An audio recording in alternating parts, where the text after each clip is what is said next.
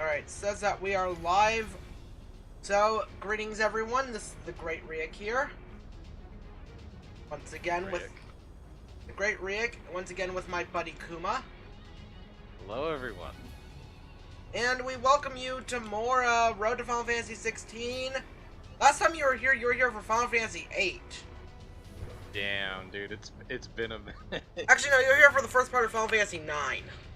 Yeah, I was here for 9. How you say, I'll be honest with you, most of these I've been kind of keeping myself away because I want to experience some of the gameplay and story for myself.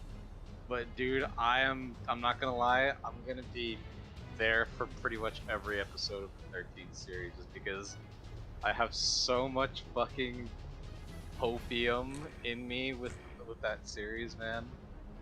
Hey, I think I just have to be there for every episode. Hey, I love 13, so I don't blame you. But, yeah, so where we left off, we just completed Chapter 2. We just fought Bahamut and got our ass nearly kicked. But now we're starting Chapter 3 of 5, so we're like 2/5 of the way through this game. I only vaguely remember certain parts of it too. Did you do the massage part yet? Yes, I did. That was in Chapter 2. Yeah, you missed the orgasm. Damn. Beams are pouring out of the temples. Which ones? And hold on, because there was also one thing I was trying to remember. Is Brother actually related to Yuna? Yes, Brother is Riku's brother, and Riku is Yuna's cousin, so they're cousins. True. Is it incest? I remember this bit a while ago about Brother making some comments about Yuna. Was he being incestuous towards her? Yes. Oh Jesus Christ! Yes, he keeps hitting on her at every chance he gets. You mean taking out beans and charging? No wonder they talk all funny. Yeah. What do you think? But also Well, why not? Also, Common English is the character's second language. True. They speak. What's that language called? Albed. Albed. The Albed. Which, you know, I'm still miffed that you have to go looking in the Beacon Desert for Albed tomes when Riku's an Albed and could just teach you the fucking language! Wait a sec. I know it's a nitpick, but I'm never over that. Like, see that? See that shit where he's speaking Albed? Yep. Only a few letters. Only a few letters. But it's like, just let it be fully translated, because Riku's an Albed. We don't need to learn Albed when she's right fucking there. But they can. This is a way for them to kind of sort of reuse content from the first game. That's fair, but god damn it. So to pad out the game, man. Yep. Alright, all these hot spots. All these fiends are right here. But right now, our focus is to go to Bavel, because I know there's something missing over there.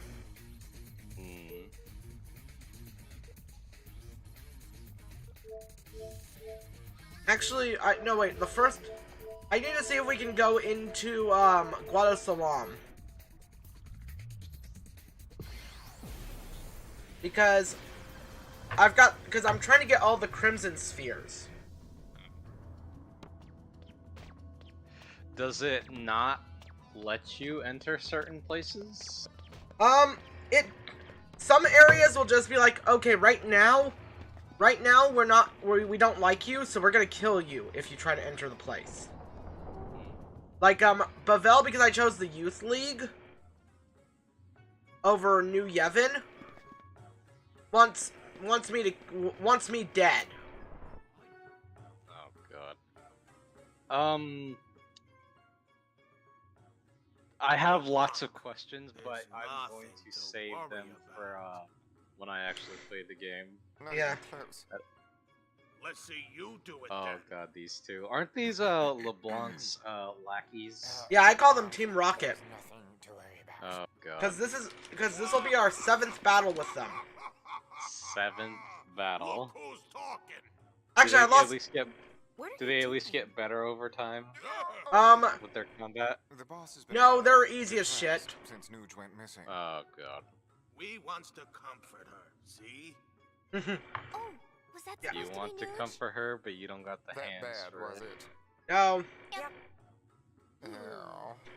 Also, Even if the you did skinny say guy has it, the most what do you stereotypically think? gay voice I've ever fucking heard. It would. Whatever you say. I bet he does. I can't hear it right now, so I'm gonna have to take your word for it. Yeah. Oh, dude. So I finally caught up with all of 14, and damn, it's a really good game. Yeah. Alright.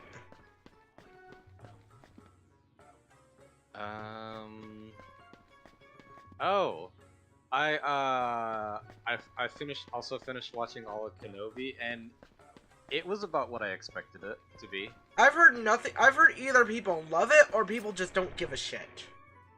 Let me put it like this.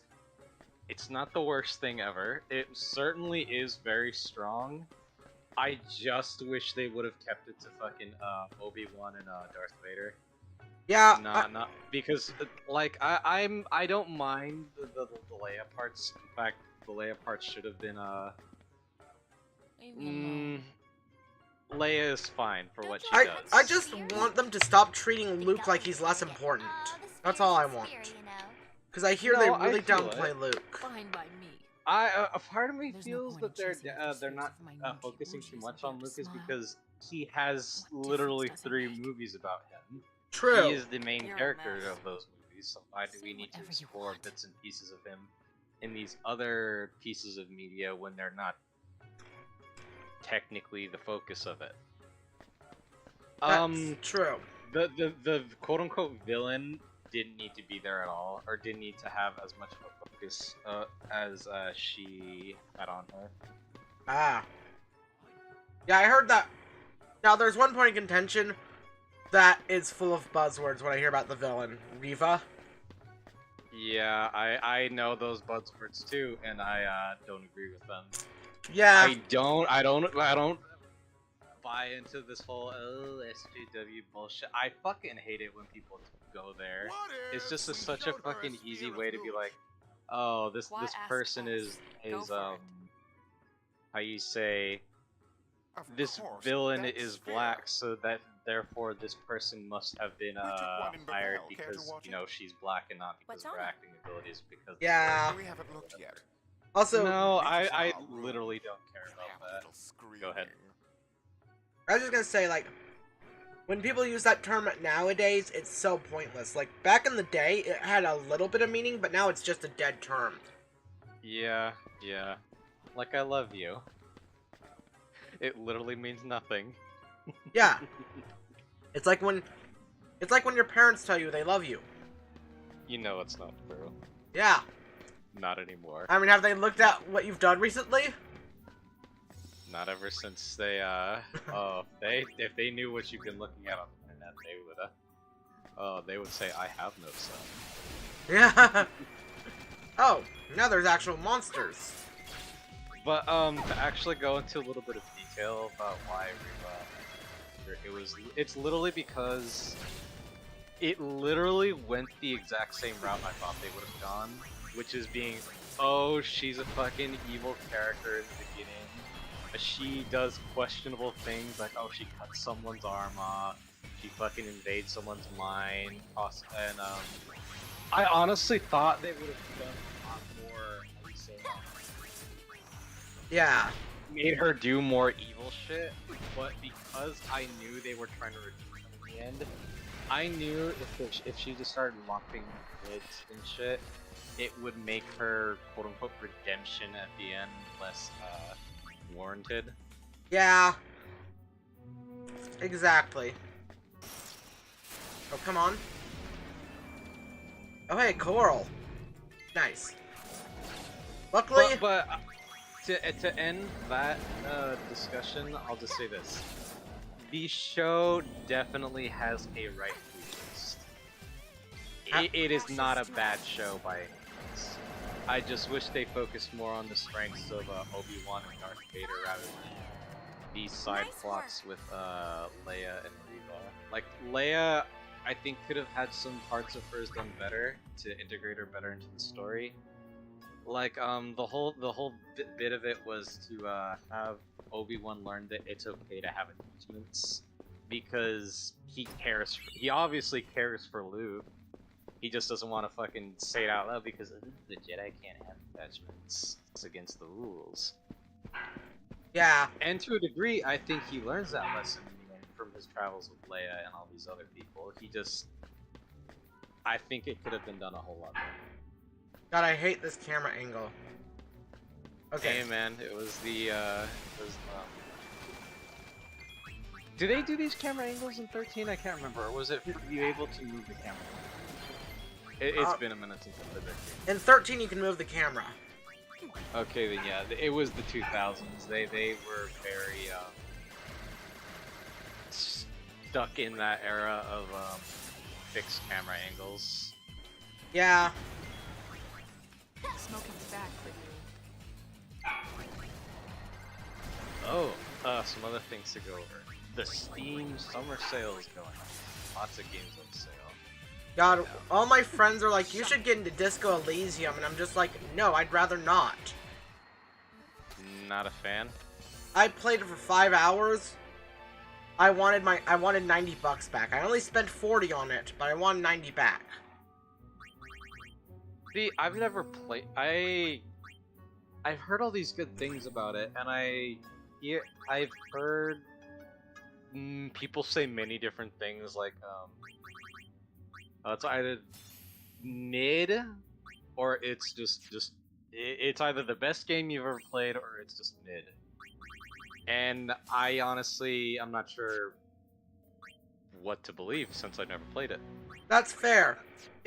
I have a lot of issues with it, but I do say my issues come from the fact that it kind of gets up its own ass, if that makes sense. What do you mean?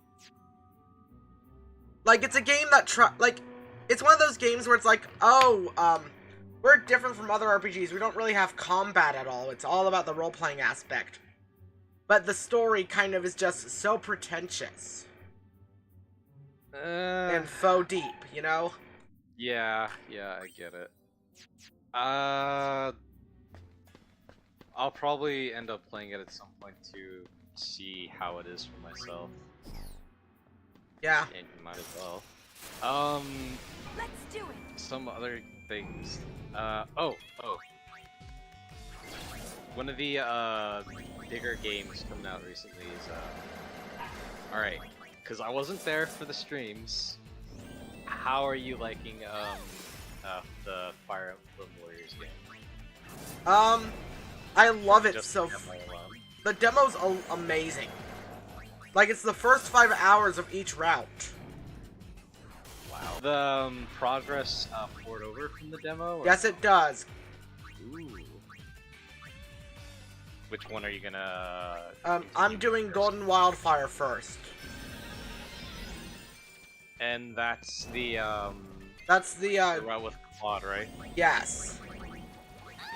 So is it explained? Because like I said, I did not catch those streams. Does it explain why this timeline is different?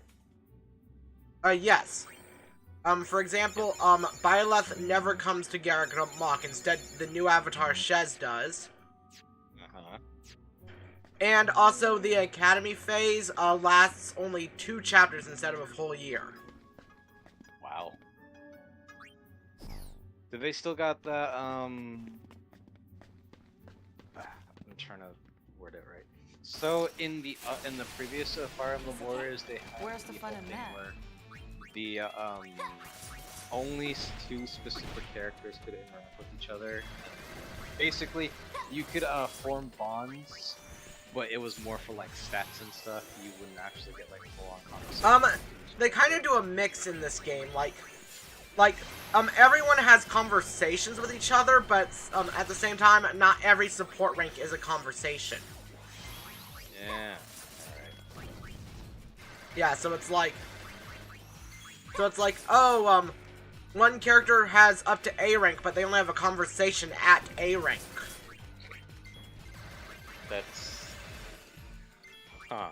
The only characters that have full-on support conversations, like for every single rank, is your avatar, because they need to like establish him as best as possible. I feel it. Do they do anything different from the previous game in terms of gameplay? Like, do they change the combat at all? They did. You now have combat arts. Like the actual 3 houses? Yes. Huh. Alright. Yeah, and it's pretty interesting there. Cause your weapons have quote-unquote durability, but they don't break to be unusable if they're out of durability. It's just you can't do combat arts, so you have no durability, and durability will restore at the start of the map, or the start of the next chapter. Yeah. Or next fight. Can you pay to get them restored? Or, well, it restores between every fight, and you can break urns and stuff on the battlefield to restore them. Okay, so it's just if you use a lot of combat points. Yeah, you drain it, and you also, the more combat arts you use, the more those combat arts level up. So, if you're, say, using Wrath Strike over and over again, you can just level up with, you can just use, your Wrath Strike will level up pretty hefty to, like, level 3. Alright, that sounds interesting. Yeah. I need to pick... You're making me want to download this demo, but dude, I already have so many games on my plate right now. That's fair. Okay, now for the actual meat and potatoes. I've been wanting to discuss this for a while with people. I've just been waiting for the best opportunity, so... I have some, opinions about 16, and some actual theories about the story, but I also have some Have you heard any of the new opinions about the 7 remake part 2. Yeah. Speaking of 16, did you see the new news that just came out like 2 days ago? The one with the interview with Yoshida. Yes. I've only seen bits and pieces of it. Well, they I know. Go ahead. They confirmed some stuff, like you will have party members. Yeah, and the dog may or may not be a part. Yeah, so we also learned the dog's name. What's the dog's name? Thornton. Really? Yes. I'll zoom in. Wow, Yoshida, way to be fucking subtle. What, dude, even in 16, it all comes back to Heaven's Word. Yes. It's huge. Yeah. Wow. Yeah, but oh. Dude, okay, I actually just thought about this. What if, towards the end, because they kind of sort of did this with, at the ending of 15-2. What if towards the end, you get a Knights of the I don't like it. where a bunch of heroes become the Knights. All these secrets. It's just That'd be one thing pretty after another. cool. If I may. That would be sick. You're But, free to do as you please, but I'd prefer I not have mention this more the to boss. say about Why not? 7 part 2 than I do 16, since that is just Rebirth? entirely, like a Likes new of we thing. sphere hunters have any Yeah, business fooling around with. Keep forgetting they But if Nick, the boss they knew Nuge titled it would Rebirth involve, instead of just part well, 2. there'd be no story. Yeah. I mean, it's a way to If name something. anything I were guess. to happen to her. It is. We all You can't guys be got The it Last rough, of Us don't and ya? just slap on a part If 2 only and she noticed. just let it be. Yeah. But how do I put this? So I have some concerns, mostly how it's gonna be structured gameplay wise. Right. Story, we can Is this all one theory from craft the Bethel story too? all we want, but at the end of the Oh, day, you're taking naughty pictures it could again? go 100 I different didn't ways shoot this now one. since I they're found it. reimagining the story. Yeah. Because we're The going image is back badly into the deteriorated. actual book Must be world, old. and it looks like we're just going straight into the first town instead of like having to wander there ourselves. Which makes sense. What do you think the game is going to be open world? Or do you think it's just gonna still be linear? I think it'll be like a mix. It'll be open linearity where like you can traverse the world map to the next destination, but there's really only like a wide field in between the next destination for grinding and shit. And then there's the how you say how they're gonna deal with chapters if they're gonna bring those back, because they had those wide sections you could fight enemies in. Yeah. In the last game, but that was barely anything. When did you sneak And in, for old this, man? if they're gonna do quote unquote open world, they're all gonna gonna have to deal with side quests that span like just that game, but like really be here. because weren't there some side quests in that game that took like going from part disc 2 to disc 3? In Final Fantasy VII originally? Yeah. Somewhat, yes. And then there's just a bunch that I'm just not sure how they would handle. Like some of the things that I saw, because I recently played Intergrade on PC. I got it on sale, and was like, oh, they just put the Happy Turtle side quest in Yuffie's thing, so you don't have to do anything.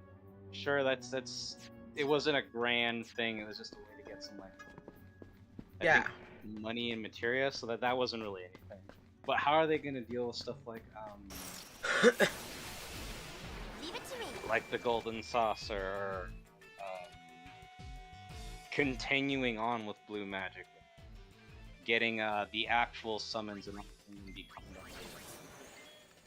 I bet you that for the PS5 version, if you have like data from Final Fantasy VII Remake, they're gonna add in like, you know, special stuff that carries over. I mean, that's nice, but that's not really how do I put it?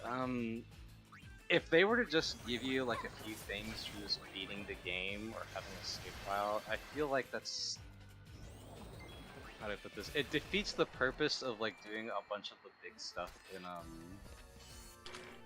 in the last game. Like, oh, what was the besides just making some of the super bosses easier? What's the point of like getting beating all the super bosses or getting all the blue magic? Because if it's not going to transfer over, I mean, yeah, it's fun to like mess around with in the game you have it in.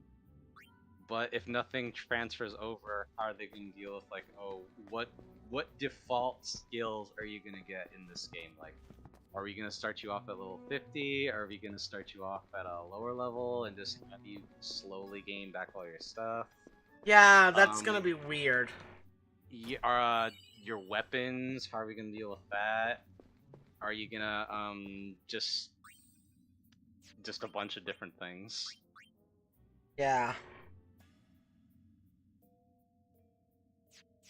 Yeah, exactly. Alright, so we've got everything we need from this area. But yeah, also, I'm genuinely excited. I'm just gonna say 2023 is gonna be the summer or the year of Final Fantasy. Like, straight up. Definitely. Fucking. Did they? I forget. 16 comes out first, right? And then Rebirth in December. First in this upcoming winter, we've got Crisis Core's remake. Oh, that's right, Crisis Core. And then 16, and then. And they're smart to release Rebirth right after 16, so it doesn't steal 16's spotlight. Because everyone was like, it'd be suicide if they decide to release 16 in the same year as 7 Remake, especially if 7 Remake came before or something, you know? You gotta deal with the 2-hit combo. Crisis Core, 16, then Rebirth, right there. Yeah. Exactly. Dude, I do gotta say this though. It really sucks. I probably won't be able to fucking play Rebirth right away because of PS5. Yeah. If they were just to bring, look, I get it, Square. You want to suck Sony's dick, and you probably I think it's are, more they have an actual deal with them, is the thing with mainline Final Fantasy. and also they probably just want to focus it on one console just to maybe save on development time. Maybe? Yeah, I can see that. And then later port it, but dude, come on. Once after a little bit, port it to fucking PC. Steam, not fucking the Epic Game Store, and then wait fucking months down the line. If you're gonna do that shit, just do it everywhere for PC. Don't pick one or the other. Just do it everywhere. Yeah. And I just gotta say this because I own an Xbox and I would want to play it on Xbox. Port Remake Part 1 to Xbox already. They've waited long enough. Yeah. And also, dude, it's weird because I'm playing a controller, and it has Xbox prompts when you're playing on PC. I know, right? So it's not like some of the work isn't already there. Yeah, just put it on Xbox for the people that play Xbox, you know? It's free money, dude. It's free money, Square. You have nothing to lose. I mean, it won't sell as well because, like, generally speaking, typically RPGs don't sell that well.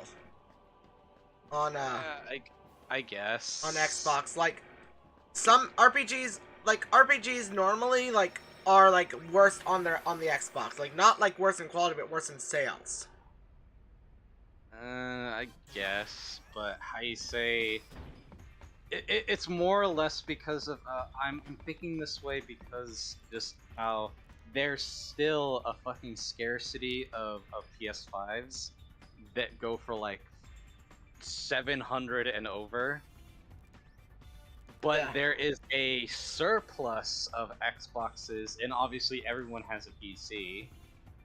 Mm-hmm. Yeah. Oy. Oh well, but you know, Square's gonna do what they're gonna do. Yeah, exactly. Oh, and then next month we have the 6.2 preview for 14. That's gonna be interesting. Hopefully, we'll finally get to see what the hell Blitzball is gonna be like. Oh wait, they're adding Blitzball to 14? Yeah, they said it as literally one of the first things they said about. Well, that shows me paying attention. Yes, it does. Fake fan. I mean, I've not paid attention to 14 in a while, if I'm being Cool. completely Cool. honest. It's fine.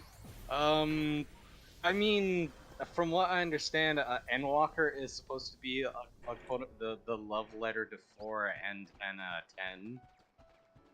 Yeah, I mean, Or because of the fucking moon rabbits and the moon in general. Mm-hmm. The some of the sets you can get for homestones are literally just the party member sets from 4, like I'm trying to remember all their names. Like Palom and Porom and Talwa. No, not Palm Porum. So for sure I know is what's the summoner's name again? Rydia. You can get Rydia's set as Black Mage or White Mage. Yeah. The ninja. What's his name again? Edge. Edge. You can get Edge's set. You can get the bard set. Edward, yeah. Edward, and you can get Cecil's set. Yeah.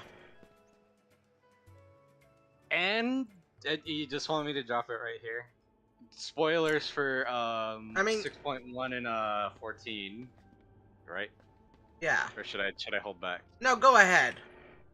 Golbez is gonna be the newest villain for 14, and the 4 fiends.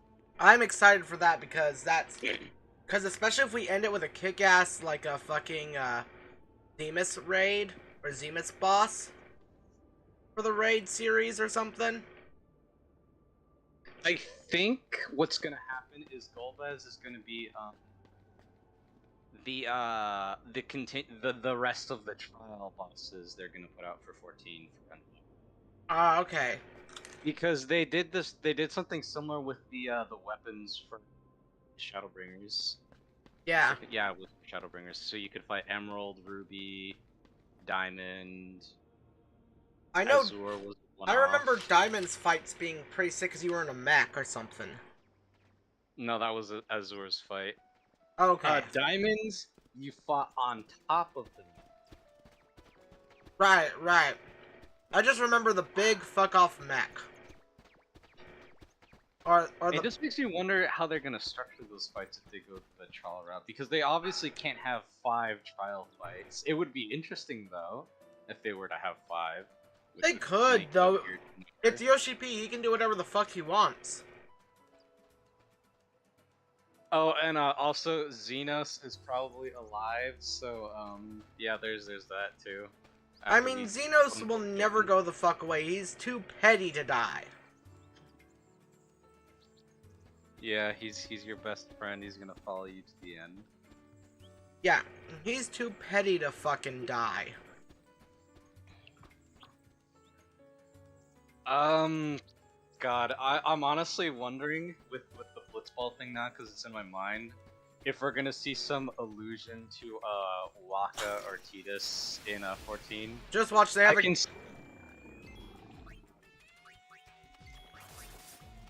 was that? Just watch. They have fucking like an NPC that looks exactly like they have like an All Raw that's Waka, and like and a Hume that looks like Tidus. Aura Waka. That doesn't seem right to me for some reason. What's worse is that they already have Tidus's outfit, and they kinda sorta have this hairstyle in the game too. Yeah. More likely I can kind of see some an allusion to Kimari in the game since they already have the just All Raw Kimari. Aura Kamari, yeah. Or Hrothgar, not Hrothgar. That. I meant Hrothgar, not Yeah, he would be the boss for Blue Mage. He would be. He's a Blue Mage in this game. Because I was thinking, oh, it was probably gonna be what's her face from 9? Kina? Yeah, the chef. Yeah, Kina. But yeah, no, since it's 10, yeah, it would be Kimari, wouldn't it? Yeah, Kimari is the Ronso and Ronsos have the natural ability to learn enemy abilities. I will say, I am looking forward to to whatever it is they reveal now. Yeah. Once I'm done with vacations and saving up money for cons, I'll probably get back to like 14. Just because, you know, I could afford it after that.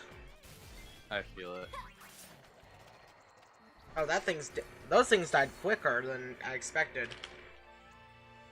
Hey man, that's progression for you. Yeah. The fights in this game are can be usually done in seconds. I've noticed. I from the few streams I caught beforehand, I saw some gaming like that. Yeah, I mean, we've only done 4 of these beforehand. I was trying to remember some things. Anything else interesting to happen? Just with gaming or anything in general. I mean, there's the Resident Evil 4 remake, which I know is old news at this point, but what are your thoughts on that? Because I talked to Trash King and Queen a lot about that, and in our friend group about that. Okay, so there's people, from what I understand, there's mixed opinions on it because they don't want the cheesiness and cockiness of they don't want the cheesiness of that game to go away for the more serious tone the newer games are going for. And they Yes. don't want Leon's cockiness to go away that he's built in that game, because god damn it, that man deserves to be cocky after all the shit he's went through. He does. Like, honestly, Ari, like, I have a thing that I stand by for life. And it's that the natural progression of horror is action. Yeah.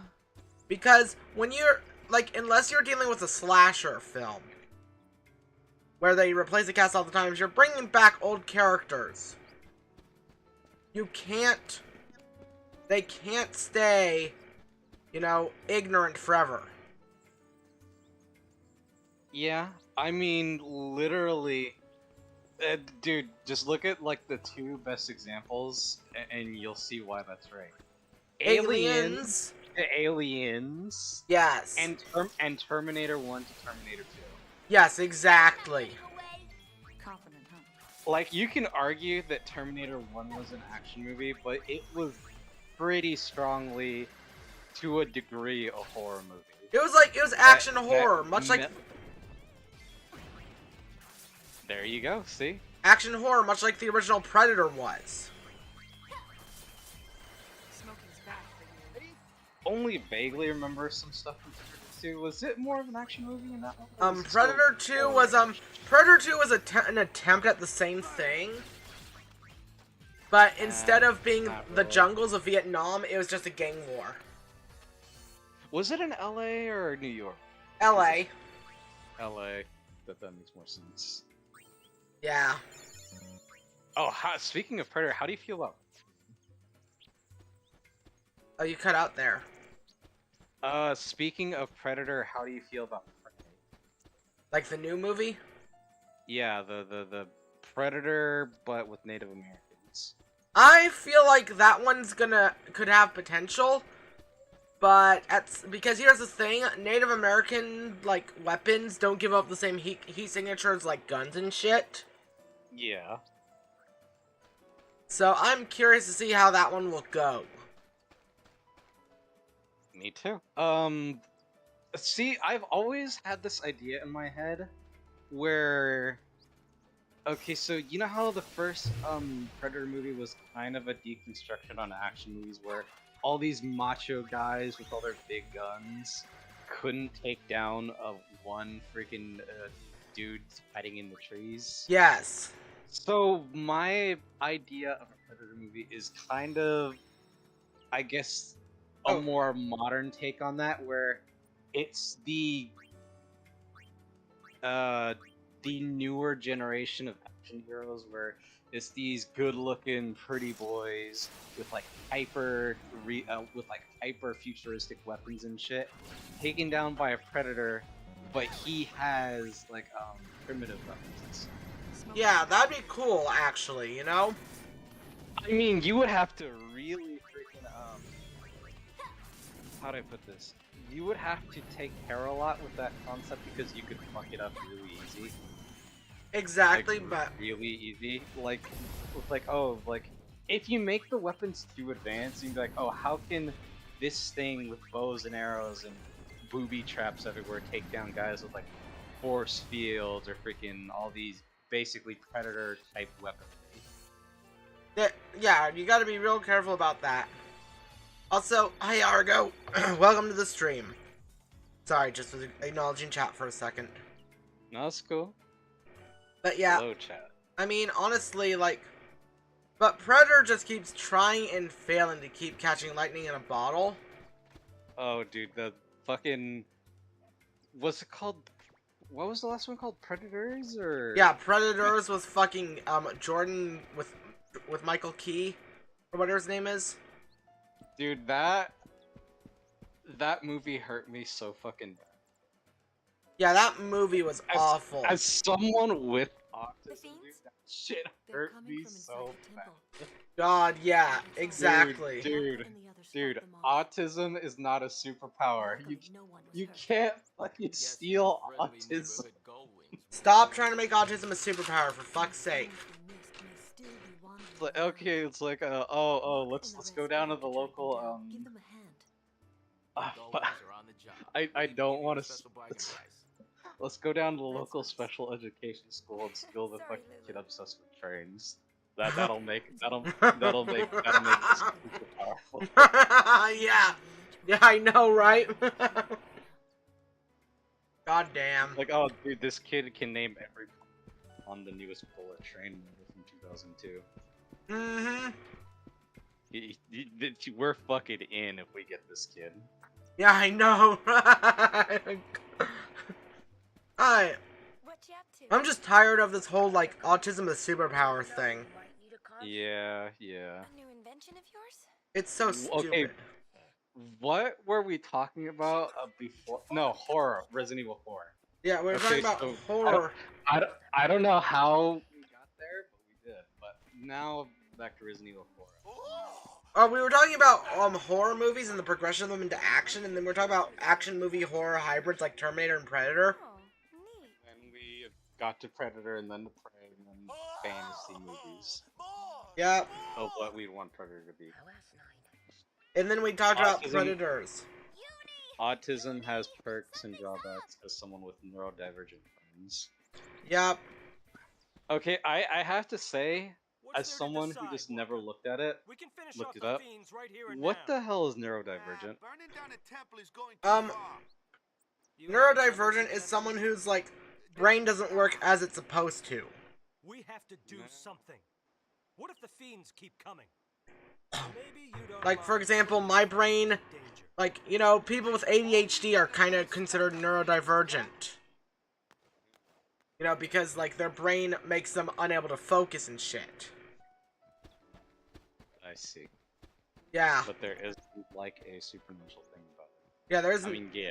Yeah, exactly. It's not like suddenly you become an X-Men when you're diagnosed with autism. It's like, okay, you have been diagnosed with ADHD. You've also got, with ADHD, the ability of laser vision. Get in the chair, Xavier. Yeah, get in the chair, Xavier. Stephen Hawking is not Professor Xavier, despite what people think. Fighting fiends. Oh, dude, don't you know? He's ascended into a new It would be being. so He is simple not to burn dead, this he place is just down and take sleeping. the fiends He is with it. dreaming.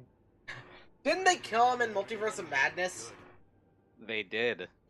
God, that was stupid. You're the one who destroyed Sin. So from what I understand, they kind of all deserved it because they're evil versions of the characters, so it's whatever. Yeah. I don't really care. I'm I not won't gonna wait watch much it, longer. but they're supposedly evil, so it's whatever. Yeah. It's for the safety of the village. But no, back to Resident Evil 4. I feel they're obviously gonna go with a darker tone to it because it's consistent with the other games that they've made so far. Yeah. I have many concerns, and that's I know they're gonna cut content out of that game. Like, they're Like, gonna change some just- dialogue to fit modern times, for sure. No, it's not even the dialogue. It's like sections of the game. How Resident Evil 3 got like because it cut out like boss battles and full levels and stuff. And I mean, Resident Evil 2 remake cut out some levels too. Like, it doesn't have the training arcs. Yeah. But people still fucking love that game, and it still has a lot fucking into it. You have all the battles with fucking William Birkin, the fucking battles with Mr. X. But because there was just so much that fucking 3 cut out that was like pretty much required in it to make it the game that it is, it just didn't hit the same. It was pretty much not 3, it was just an extension of 2. Yeah, Resident Evil, like, 3 remake was just like, I can't say awful, but, It was definitely just, it felt more just like a DLC of 2 than an actual new game. yeah, exactly. And we're hoping that RE4 does not feel the same way, you know? Because, yeah, they have God, dude, they need just the basic things that make RE4 they need to have. Like, they need to have fucking the merchant, obviously, which they have shown they do want to have that style of people around, showing from RE8. You can do it, Capcom. I mean, Don't fucking go back to RE5 because nobody liked that shit. yeah, RE. It's just like, oh, at the end of the level, you can fucking buy and move your shit around. That's really cool. Yeah. Also, I just randomly I thought about something that I forgot it like 5 seconds later. Son of a bitch. That happens. Yes, Argo RE3 did so. Oh right. You know, RE4 was powerful enough to make a YouTuber come back after a few years hiatus. Oh. Who? Do you know who Alpha Omega Sin is?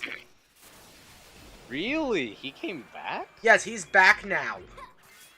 Wow. Why did he go? Why did he leave? Depression and stuff, and also personal life.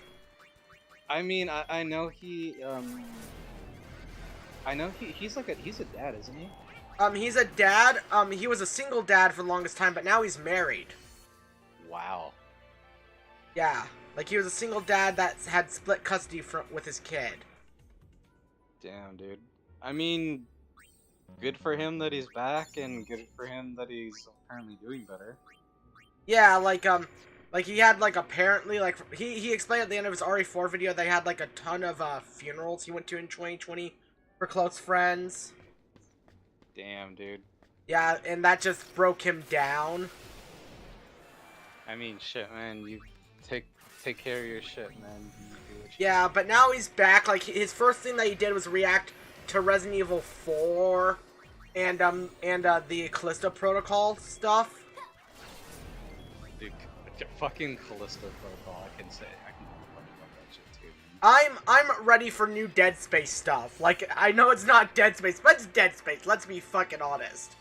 I mean, it literally is their original concept for Dead Space. Their original concept was it was going to be you were on a prison planet. Waka. Yeah, I loved Dead Space. You know, And we're getting 2 Dead Spaces this year, too. The man was yeah. Callisto Protocol and the remake. God, I'm excited for that too. Must be down there. Take that bad It boy out. actually looks like the And we devs won't making the leave remake Fair enough. trying to make the best game they can from all the streams I've seen. Waka, Yeah. stay here. Another game. You know, speaking of remakes, want to know a bad one coming out soon? What's that? Saints Row. Overdo it, Daddy. That's not really a No, that's not a remake. That's a reboot. Oh, yeah, that's a reboot. And I hate it. I hate it so much. One thing I will say, and this is something I'm not sure if it's actually real or not. Someone says that that for female customization, they unblurred the nips for boobs. They did, but you can't make boobs bigger than a B cup. I know that is the cardinal sin. Like, They might as well just be flat-chested. yeah, which isn't how Saints Row is. Saints Row, in its sillier iterations, is all about, you know, gratuitous and violence. yes. They also, Like, okay, fuck the marketing material for a minute there. I don't give a shit that they used a black woman for their fucking boss character. I don't either. Your fucking boss is gonna be whoever you want it to be. That's the main thing. The issue is that one, fuck your new crew. They all look really stupid and just Mhm. like a bunch of people said, a parody of what let's make a gang and do crimes and shit. These are the type of people that would get killed if they actually tried this shit in real life. I mean, all that makes me think of is fucking Watch Dogs 2. Yeah. And Yeah. I wanted every character in that game to die, and only one did. Yeah, Maurice. Yeah. Fucking okay. I will say this. I liked Wrench. Wrench was fun. Yeah. I mean, okay, I was going off initial reactions alone for the characters when I first played, like, Watch Dogs 2, but it's like, I want them all to die initially, and then I grew to like them. Also, there's another thing that they removed from the Saints Row, with the Saints Row reboot. What was that? The infamous, vehicle repair shop. Wanna know what they're... What the fuck again? What? My game crashed for some reason. Oh fuck, dude. Yeah, but, Dude, did you save? I saved at before the dungeon, but yeah. Oh fuck. So it wasn't that far gone then? No, it wasn't that far gone, but anyway, with Saints Row, there's the auto shop was called Rim Jobs. Oh, they changed the name of it? Yes. Fuck you, dude. The rim job can be a man and a woman thing. You can give a girl a rim job. Yeah. But that was such a, like... That's where the first point of contention with the remake came, because that was the first thing they announced was they're getting rid of the auto shop. Named that. So wait, wait, hold on. Are they just changing the name, or are they just getting rid of the shop completely? Oh, they're changing the name. Oh. But I mean... But it's fucking stupid, but, I mean, it's whatever. It's not the worst thing in the world. I'm still not gonna play their fucking game, because I just have no interest in what another Saints Row game I'm gonna play through once and never touch again. Yeah. I mean, shit, dude, I can get more out of fucking GTA, and I fucking don't even like GTA anymore. That's fair. I've not played GTA in forever. My go-to is Red Dead Redemption. Yeah. So I'll be right back. I gotta go use the restroom. Alright, do your thing, man.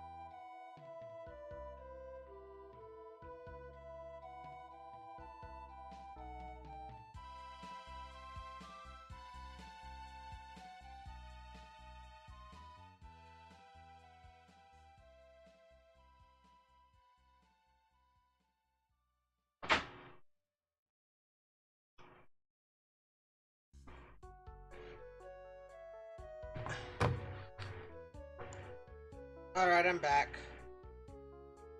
Still there, mate? Alright. Also, there's one thing we forgot to talk about with 16 that has me hyped. And that is? Did you hear about the summon fights? Yes, I did. And how each one's gonna be different? Yeah. Like, I kind of figured it would be. The fiends? From the footage I saw. Coming from inside like one is going to, like, they said one will be like a pro wrestling match. Another would be like a third-person shooter. No one was hurt. And so on and so forth. Mm-hmm. Won't be needed. Yeah. It's gonna be very interesting to see how they May still be wandering around. how they do all that. Walker and the rest split up to track them down. Yeah. Give them a hand. If you want to have a game that's raunchy, it doesn't make sense to censor it. People don't play Saints Row for modern-day sensibilities. Yeah, pretty much. Yeah, It's okay. yeah. It's all right. Now Very go. true. Take a look around. God, I really People wish in the that village will feel fucking better knowing you're here, Yuna. dude, the later games really suck at their activities too, man. Fucking the best activities were all from 2. Yeah. Fucking I wish they would bring back Septic Avenger. That shit was amazing. Hello, Forzu.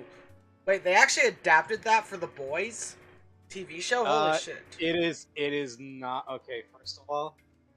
It is not as Insane as it was in the comics, I expect that much. because dude, how can you fucking okay, I haven't seen the episode, I've just seen things. But from what I understand, Soldier Boy and fucking Homelander don't fuck and be like, hey man, it's not gay, man. Because you're Soldier Boy, I'm Homelander. How can that be gay? Yeah. And as far as I know, they do not smoke. The comsphere transmits an image back to the airship. Am I free to? Do you want me to just say it? Go ahead. They do not smoke aborted fetuses. Yeah, I know. At least I hope to God they don't. If they did, ooh, that is gonna be a spicy thing for this day. Wait, they put love sausage in it? Love sausage finally appeared? What's there to Love decide, Walker? Sausage was We can finish hinted off at the fiends before, right wasn't here he, and in the now. show? I've not watched the show since season 1. Going too far. From what I understand, Another he suggestion? had a small cameo in season 2. We have to do Now where the fuck something. is Tech Knight? I What if love the Tech fiends Knight. keep coming? That whole- He don't you know mind Tech Knight's putting your dead? family He in got danger. crushed by the meteorite. Oh, I remember that, yeah. Well, he's not dead. I'm just saying literally what happens in the comic. I don't think he's in this. I They think he had mentioned a him. cameo too in season 2. They mentioned him in the I- show. Yeah. But yeah. Well, but yeah, I should give The Boys a real chance again. It's just I sometimes just with stuff am a comics purist, and Yeah. I The feel Boys that. can kind of. It would be like there's one comic that I read that could never fucking be adapted. Walk us And that inside. is. Crossed. I think we talked about this Burn before. place down and I wanna take the say. fiends with Yeah, have you've heard of Crossed, right? them. Never did anyone any good. That's with a T, not with an SS, right? No, it's crossed with SS You should know. CROSSED. It's an apocalypse show about Going to help him? I won't like it's wait much an longer. apocalypse show about this apocalypse that like this pandemic that when you're infected you get a huge like Safety of the village. red like rash cross on your face. Oy. And all inhibitions go away. Like, you want to kill something, you'll kill something. You want to fuck it, you'll fuck it. You want to kill and fuck it, you do both at the same time. Yeah, I'm seeing a bunch of these images and this is already really horrific. Holy shit. Yeah, no, Crossed, like, the main villain of the first arc, wanna know what their weapon is? Go ahead. A horse cock. I think does he look like a hillbilly? Yes, yes. Yeah, I'm seeing the picture and I already feel ill. Oh my God. Yeah, no, the cross is not for the faint of heart. Oh, dude, yeah, that looks really horrific. Holy shit. It's one of the most brutal things I've ever read. It's made by the guy who made Preacher, Garth Ennis. Really? I didn't see his name on it when I looked at the covers. He made, okay, so he started with he made the first volume. And then other writers took over until he came back for volume 4. The start of the Badlands. But yeah, but like, yeah, it was originally his creation, but he only wanted to do 1 volume, while Avatar Press wanted to do, like, multiple. So it's like, yeah, I only want to do this 1 story. I want to just do a unique, gruesome apocalypse tale.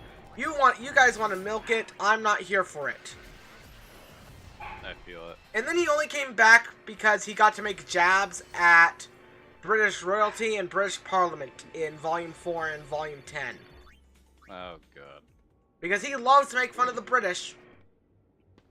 God, that he does. From what I've read from all his other stuff, he loves it. Like, one of the characters is a bandaged up redhead dude who's like a badass, like, shooter, but he's supposed to be Prince Harry. Like, he calls himself Prince Harry. That's already fantasy right there. And then, Volume 10. Oh, wait, no, he was also back for Volume 7, because it's the same character as Volume 7 as is in Volume 10. Where it's the story, and, like, 10 is the origin story of the cross virus. You okay? And, like, and, like, the main characters are the security for the Prime Minister. There are too many. Let's get out while we can. God. The man was right. Yeah. We have to use Also, hi, Randy. Pain is a black mage now because I changed her class to black mage. Take that bad boy out. And we won't need fire. Fair enough. Yeah. Stay Just here. let the good time. Yeah. Say that. Yeah, I like my horrific shit sometimes. Want you to overdo it, Yes. Also, I will say this one thing. This wasn't in Herogasm. This was in that Mr. Dude, they do, you know what, unbirth is? Yes, oh god. They do male unbirth. Oh my god. You want me to just say the scene? Because that's really vague what I'm saying. Yeah. Also, hey... So... Oh, I was just saying, hey, Valafor, long time no see. Oh. There you are. Yeah. An Aeon? So, in the scene, the super dude hired a male prostitute, and his power is shrinking, and I think he did like some coke or something, or he has a cold, and he shrinks down into his dick and starts just rubbing around inside. What? And then all of a sudden he sneezes and expands inside the dude's dick, and obviously he blows him up inside from the inside and kills him. That's an assassination attempt I've ever heard of. Yep. That Jesus. is it was probably one of the dumbest things I've ever seen on television. But, Ever. I mean... Well, technically it wasn't on TV, it was on this fucking streaming service, but it's still technically TV. Yeah. Exactly. Also, after this fight, I'll have to go and let my dogs out. They're being... Really, Crazy. yeah, they're being crazy. They probably see a squirrel outside. Can't you pause battles? I can, I'll be right back. Yeah, I was gonna say just do that.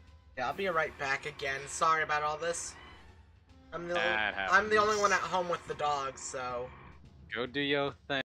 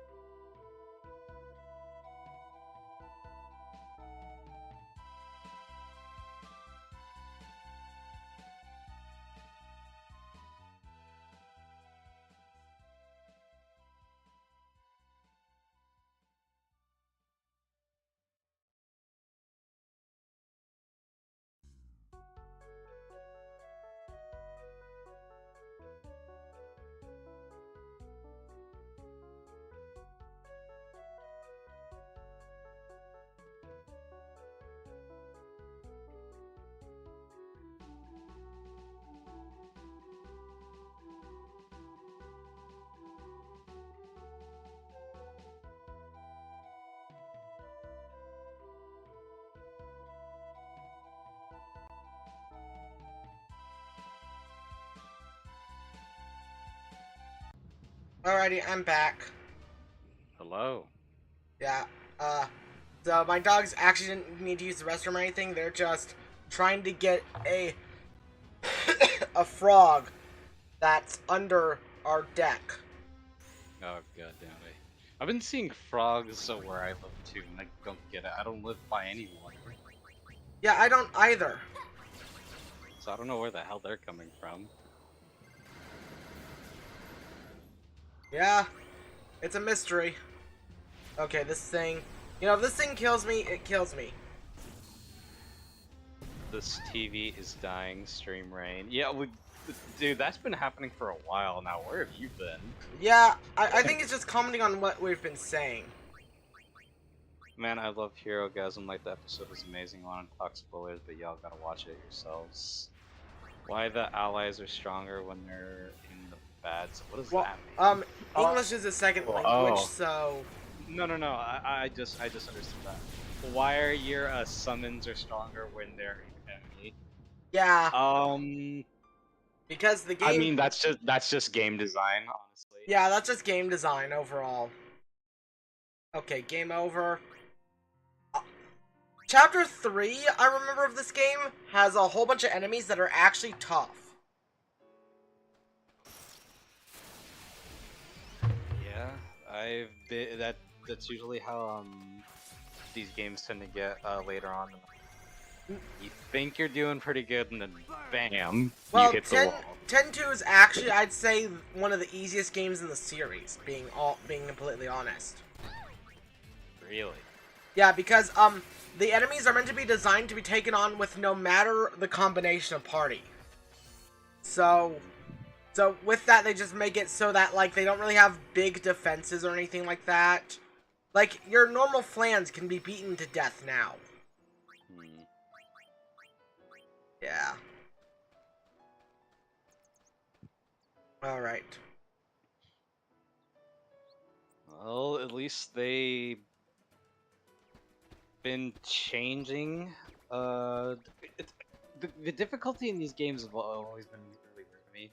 It's either it's too easy, or it's way too tedious. Or brutal. It's never too hard or too They're coming from or how you, but it's all right. at least with the normal playthroughs, it's never too hard. Yeah. It's only when it's in like the harder difficulty playthroughs. It's not just hard. It's very tedious too. Like I'm looking at you, fucking remake. That's okay. It's all right. Mana. Now go. Take a look. Yeah. People in the village will feel. God damn. You expect me to fucking beat Weiss without using magic at all? Fuck that. I mean, yeah, you can use prayer and chakra, but it's not the same. Yeah. What? Installing a Also, console? dude, I finally get why people are saying they like Yuffie's combat best in intergrade. Why is... Damn, dude, that fucking change in gameplay is really fucking noticeable. I mean, to be fair, Tifa was my favorite playstyle in 7 Remake. True, but she didn't really do that much. At least how I see it, the only thing she could really do that was different from Cloud was just being able to increase the damage for the stagger gauge. And Other comboing. than that, She was better at comboing, too. You have another suggestion? with what you're talking about with her AP abilities, right? Right. Yeah, to a degree, but with fucking, I can see you now. I don't know. For me, Cloud and Tifa were really disappointing, but that, to be honest, that's because they were, you know, how do I put it? They were pretty much, you get what's on the package. They weren't anything too special. Yeah. I wish Barrett wasn't just, pea shooter, pretty much. Like, his thing was just, oh, you're ranged. Yeah. But that's it? Yeah. I mean, okay, whatever. But with Yuffie, holy shit, dude. She has fucking her combos, her fucking ranged ninjutsu, her freaking elemental ninjutsu, her how you can use her shuriken to change up how your AP abilities work. It's fucking god damn, dude. That's a lot of tech right there Yeah, compared to everyone else. it really is. It just makes me wonder how they're gonna change up combat for that game too, because I'm not gonna lie, it would really suck if it was just the same combat all over again. They have to make some improvements to it. Like, They do. I'm not saying like make fucking redo the whole combat into something completely different. Just add some more. Just add some more. Add more stuff to make each character feel truly different. Besides just oh, Tifa can do this thing that Cloud can't do, and Barrett's really good at fucking range combat, and Yeah. Aerith can do abilities that it's really good with magic. Yeah, exactly. Like, 7 Remake was a good first step, but it's not should not be the final step. Yes, yes. This makes me really wonder what Rebirth is gonna be like. You know? Oh, and I'm also reading chat. Yeah, I've been reading it too, but I've just been letting you finish. Bill was in 14. He didn't use the Dark Dragon against Zeromus. Yeah. Yeah, Golbez in 14 did not use his Dark Dragon against Zeromus. That's true.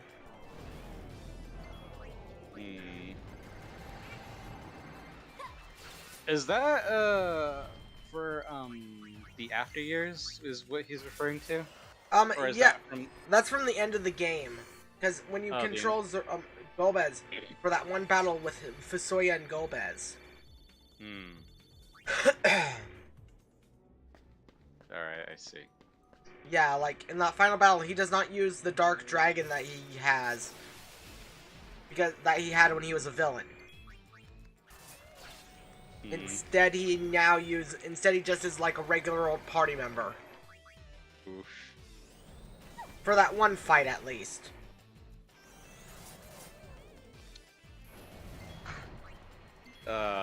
It's game design for you. Yeah, it's just game design. Also, speaking of like Rebirth, a lot of people are theorizing that it's gonna be a dual protagonist story. With Zack and Cloud. Yes. See, that would be interesting too, and it makes me wonder how you say because yeah, I have some theories on that too, how they're gonna handle Zack. Yeah. Because what I'm thinking is the ending essentially means that no, Zack did not just like appear in the current timeline. What I think happened is because of this change, I think the timeline we were in got changed to the timeline where Zack survived. And that's why the dog looks different. So in reality, Cloud got dropped off at the city by Zack, and for some reason, he just decided to fuck off for how he was gone. Yeah, exactly. An Aeon? No. Something's And also, I just realized, we completely also ignored Resident Evil 4 again. We did, but that's because we thought of all sorts of shit with other stuff. But yeah, back on. But if you want to get back on, we're gonna finish RE4. Finish that discussion. So. What I'm hoping is, from what little gameplay we saw, like angling Leon. Yeah. I like the atmosphere. It looks really fucking nice. This is the logical conclusion that I think that the game will look like these days. Very dark, very atmospheric, very spooky. What I'm hoping is that I never minded the laser sight function because that was just what they had to do to let you be able to aim without crosshairs because I don't think they would have been able to handle it back then. Yeah. So I'm fine that they don't have laser sights. If they wanted to add it back in, they could, because fucking shit, dude, one of the guns you can get for Claire in a part 2, you can add a laser sight to it. Yeah. And it aims pretty damn well as you would expect it to. You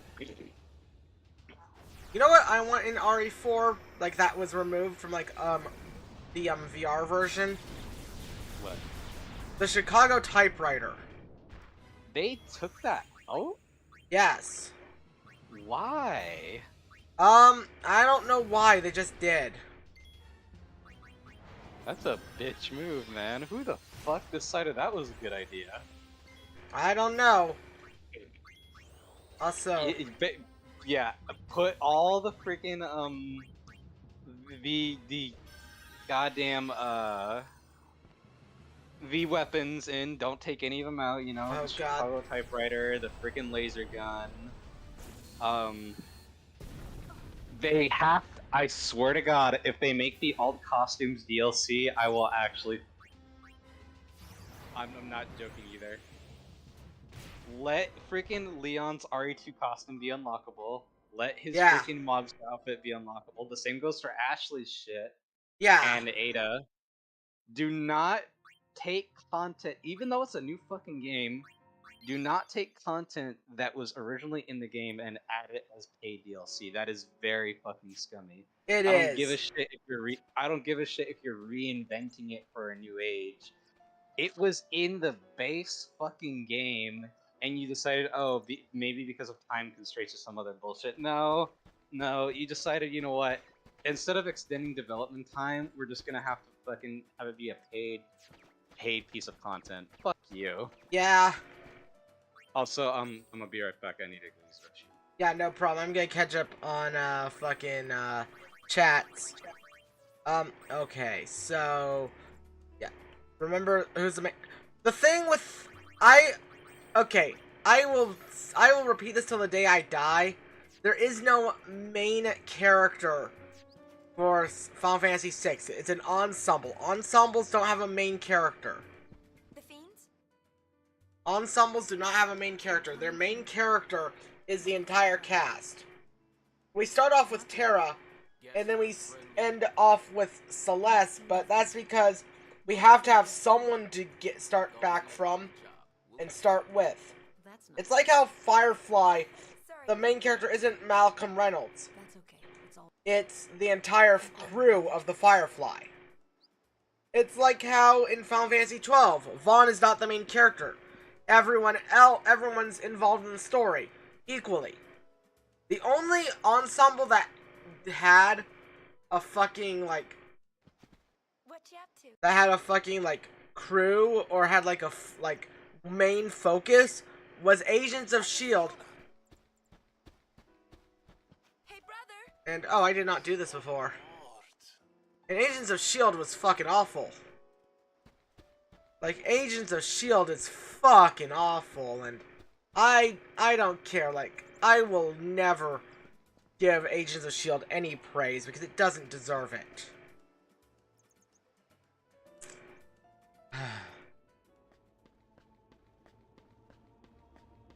Walker's inside. Alright, skip the scene. I've seen this all a million times. We're gonna try something a little different. Because this time I'm gonna start off as a white mage. When we get to the fight with Valifor. Because if we can start off as a mage, a white mage, with Pain, that'll be perfect. Okay, let's go.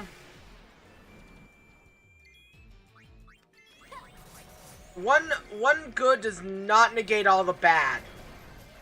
I love Ghost Rider too. I love Gabriel Luna as Ghost Rider, but there's only so much I can forgive.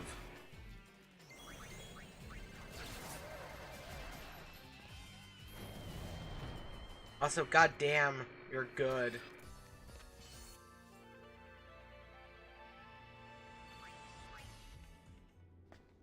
Alright.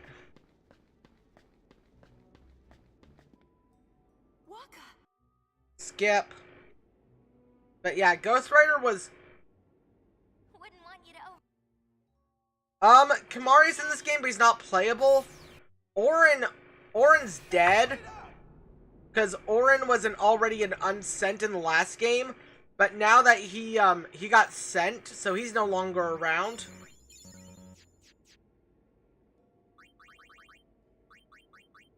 And so yeah, there's no Orin. That's why there's also no Titus, because Titus, like, the whole thing with Titus is we are trying to find him. Pain. What do you know as a white mage so far? Just cure.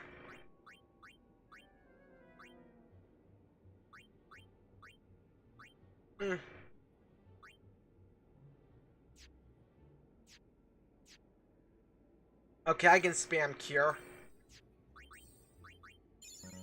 So let's go. You can see them, they're just not in your party.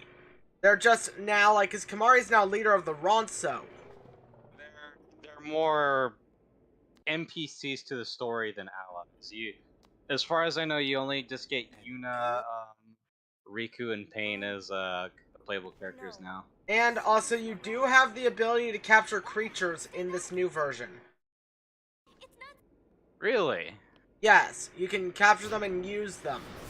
Because that was something in the International Edition that didn't make it till this version that came to the States. Like, use them like items or something? No, you can replace one of the girls with you can replace the girls with one of the, you can replace the girls with a monster, is what I'm saying. So it's like... You want to try that again? Yeah, you can replace the girls with, like, a monster. So it's like, say you capture a Adamantoise, and its size is L, that means you have to replace everyone besides... You have to replace everyone in the party with it. I see. Yeah. Do they level up with you? Yes, they do. Ooh. So it's kind of like SMT. Randy, let's just say this, this game, for what it is very different, I'll just say that. Yeah. Yes, it always sucks when you don't have your previous partners. Sometimes. Yeah. Alright. Thank you for proving why I made a white mage. By KT MCU. Yeah, the Inhumans show is terrible. I never watched it. The first episode was just so bad. Well, let me put it to you like this. From looking at the original trailer back then, I knew it was gonna be shit. Yeah. I mean, I'll be honest, I have full-on MCU fatigue. Like, yeah. I cannot care about the MCU much anymore. Like, Same. Like, everything about it just, I don't care. Also, stop spamming Energy Ray, you fucker. Marvel games, I can still appreciate as long as it's, you know, not some fucking mobile game garbage. Because some people can make some truly, like, really good shit if done in the right hands. Yeah, exactly. Like, look at Spider-Man. Look at fucking hopefully Wolverine. That shit's gonna be pretty good. Yeah, Insomniac. Right? I've got huge hopes in Insomniac. Like Black Bolt getting murked hard in MOM all the time. Yeah. But another human mutate is pretty poorly. Yeah. Oh, did you want to know something funny? I don't know if this is like actually like it could be completely out of context, but I saw in the restroom. You know Black Bolt's suit? Yeah. You know that's completely CGI in the movie. I am not shocked. Like it's the actor is there, but he is not wearing an actual suit. It's 100% CGI. Can you stop spamming Energy Ray, you fucker? Use a regular attack. There is no shame in looking up a strategy on how to beat him. There is no shame, but the thing is, there's this thing doesn't really have a legitimate strategy. Oh. So it's just deal damage and survive? Yes. You don't have oh, I was literally about to say you don't have an all-party heal. Yes, I do. I have Pain as my healer. Also, you're shooting at, you're using that on Yuna, dude. But yeah, this thing also has, oh, this thing's just targeting MP right now, which is good. Oof. Well, I mean, it's good for everyone because it's not targeting fucking, it's not targeting, Pain just yet. I'm pretty sure the rest of the suits are CGI. I would not be surprised in the least if it turns out every costume in that movie, everyone else is wearing a CGI suit. Yeah, I mean, a lot of the costumes are CGI'd on nowadays. Like, some of them are pretty obvious, like freaking Iron Man is basically a CGI. But, like, I don't know, maybe it's just easier to freaking actually pay a company to fucking, make the outfit, have the actor wear the outfit, and, you know, have the outfit look right and shit. Yeah. Exactly, like... Because why go through the bother of making a suit for a dude who, one, has barely any lines, and two, gets like 10 minutes after he's introduced? Yeah, exactly, like... It's like a cost-saving measure, because it's like... Some movies will go the extra mile, but not most. Yeah, for the MCU, them go the extra mile. God, yeah, exactly. No, just take this movie, put it in your face, fuck up. Oh, Never ask us for anything again. We kicked its ass. Woo! Heal spamming, let's go. But yeah, I mean, I'll be honest. The next MCU movie. My biggest problem with the MCU movies are they're now becoming like the Marvel comics, where you have to see other stuff to get the movies. Yep, that is Big oof. It's doing one of the cardinal sins of some of this shit is where the supplemental material is now required material, not stuff to enhance it, but to completely understand what you're watching. Yeah, exactly. Wonderful, you know, the shows were originally just like a fun little gimmick to just watch in between things, but no, if you want to understand the movies now, you gotta watch all this bullshit, you gotta fucking take part in the Fortnite event, and then read the book, and then read the comic, and then read the freaking gum ad, and then you'll fucking get it. Then you'll understand and be cool for like 5 seconds on Reddit, everyone. Yeah. Doesn't this make you happy? Yeah, exactly. Yeah. If we die trying to save one memory, we risk losing them all. Speaking of suits, the Power Rangers 2017 movie suits are practical too, save for the glow crystals on them. Yeah. Were they? Yeah, they were. CGI from the looks of it. Nope, they're practical. Wow. I mean, okay. I won't lie though, I actually really enjoyed the 2017 Power Rangers movie. Like, I am a 2017 Power Rangers movie defender. I have not seen it because I'm just not into Power Rangers. That's fair, but I love Power Rangers. I have since I was like 1 year old. I guess so. You gonna see Shin Kamen Rider? What's Shin Kamen Rider? Did you see Shin Godzilla? No, I did not. Wow, Shin Godzilla is an old movie now, dude. Like 2010s, I think. Oh, what's the other one made by Hideaki Anno? Maybe. Hold on. Oh, yes it is. Yes it is. I remember now. Yeah, so, basically, you know, a new, fresh take on a Godzilla. Shin Kamen Rider is basically the same thing. A new, fresh take on the original Kamen Rider. Now when are we gonna get, Shin, Sentai? A new take on the Sentai. don't think that's gonna be a thing. I was I making do a know joke. that.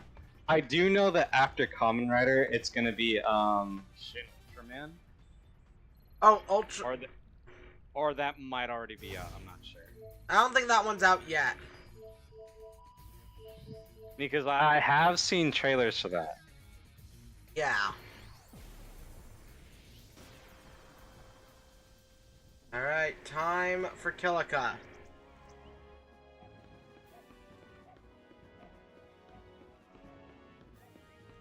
Alright. Oh wait, I need to actually find all the treasure chests again, because it's been a couple chapters.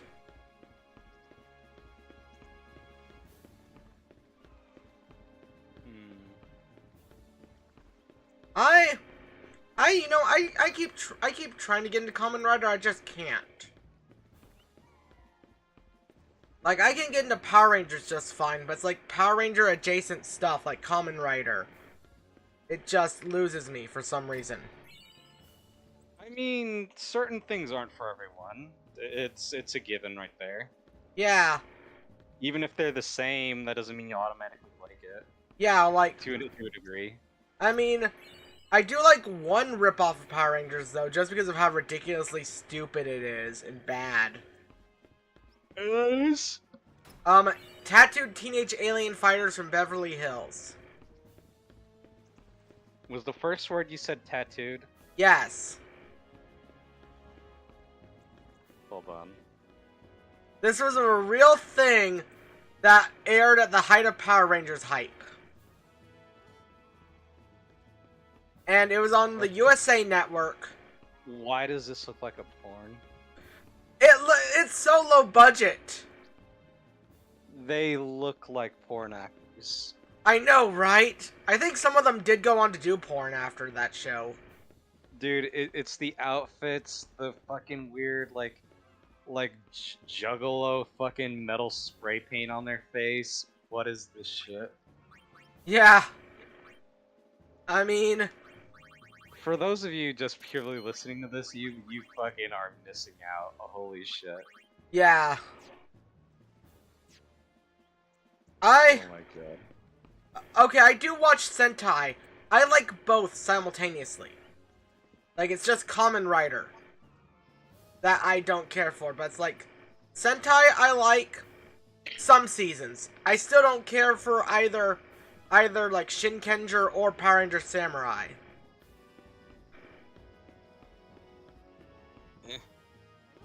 I am not into Sentai of any kind, but that's just because when I watched Power Rangers as a kid, I looked at this and like, wow, this is pretty freaking... I saw this and looked at it and I was like, why the fuck is this not a cartoon? I want to watch cartoons. Get this stupid live action shit out of my face. You know what? I can see that. Yeah, dude, literally, okay, as a tiny brain kid, you see the dudes in suits fighting and getting blown out, like freaking overacting like monkeys. You're like, man, this is lame. And then you freaking flip the channel and there's Ed and Eddie.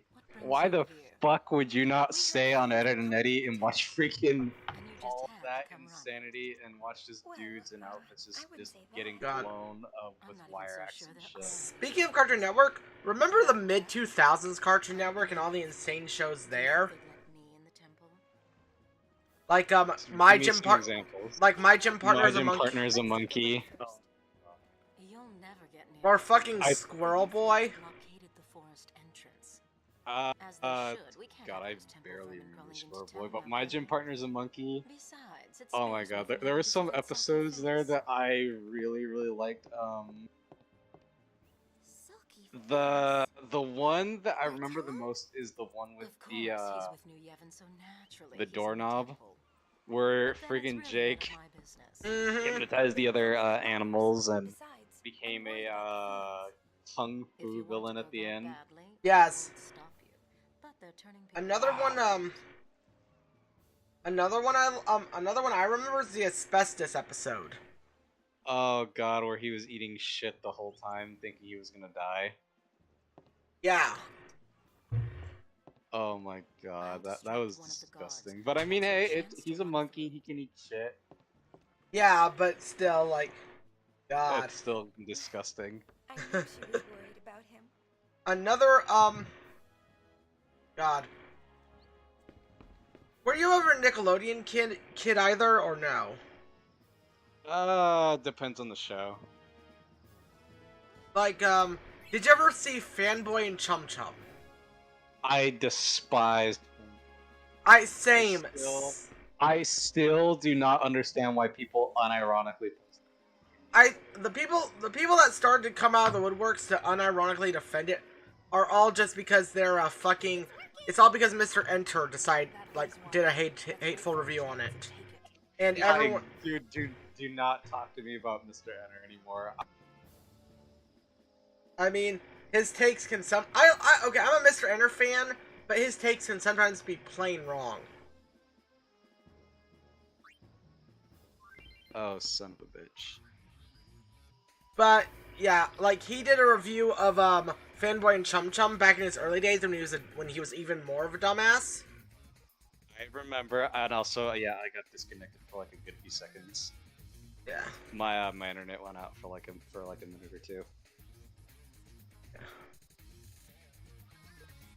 Yeah. You can still hear me, right? Yes, I can. Sorry. It's cool. Yeah, that was a fucking time, man, to be on the internet and not knowing bad content on the internet anymore. Yeah.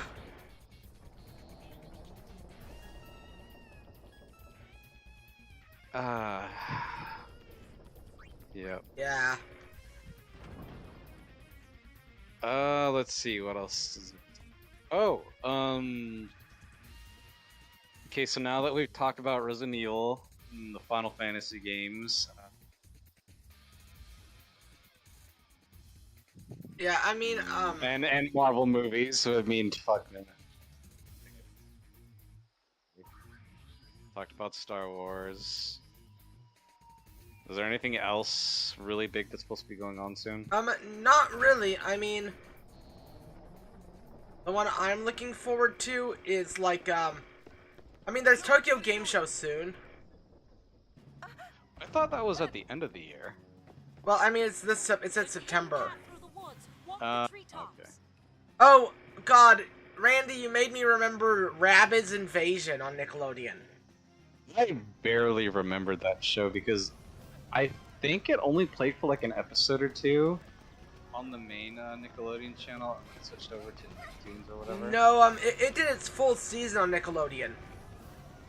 Did it? Yes, it did. Did 24 15-minute episodes. Then I must have just completely missed it then. The problem was it came on at 5 a.m. right after Nick at Night ended. Okay, yeah, that's why. Pretty sure.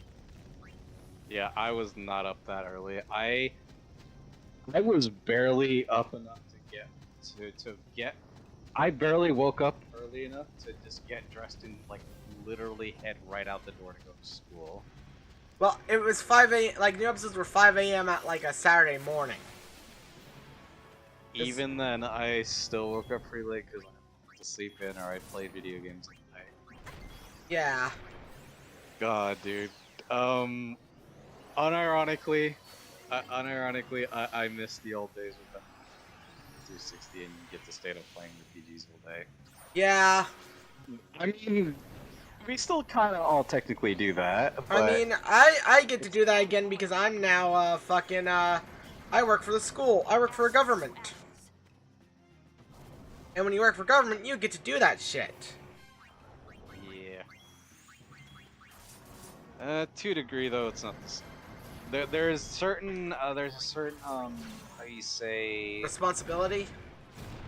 Responsibilities, and also, the vibe is just different because when you're a kid, you have that whole thing of like, God, this is my little treat to myself after dealing with all of school's bullshit, or I don't care about doing homework, I just get to do this. But as an adult, it's just like, should I really be doing this? Shouldn't I be mowing the lawn or doing dishes or something? Yeah, luckily for me, I don't have a lawn, so that's not as much a concern for me. See, for me, I enjoy doing yard work. Oh, I enjoy it too. I'm just saying it's not much of a concern for me because I don't have one. You have a backyard? I do, but my It's AstroTurf. no, it's real. It's real, but it's just it's real. It's just that my dad, because I still live with him, and he does business deals. He has a business deal with a lawn mowing company. So they do it for you guys. Yeah. They come every 2 weeks to do it, because, like, they have negotiations. Nice, I guess. Like, so, like, we take care of their truck, and, in turn, they mow our lawns for no cost. Wow. Oh.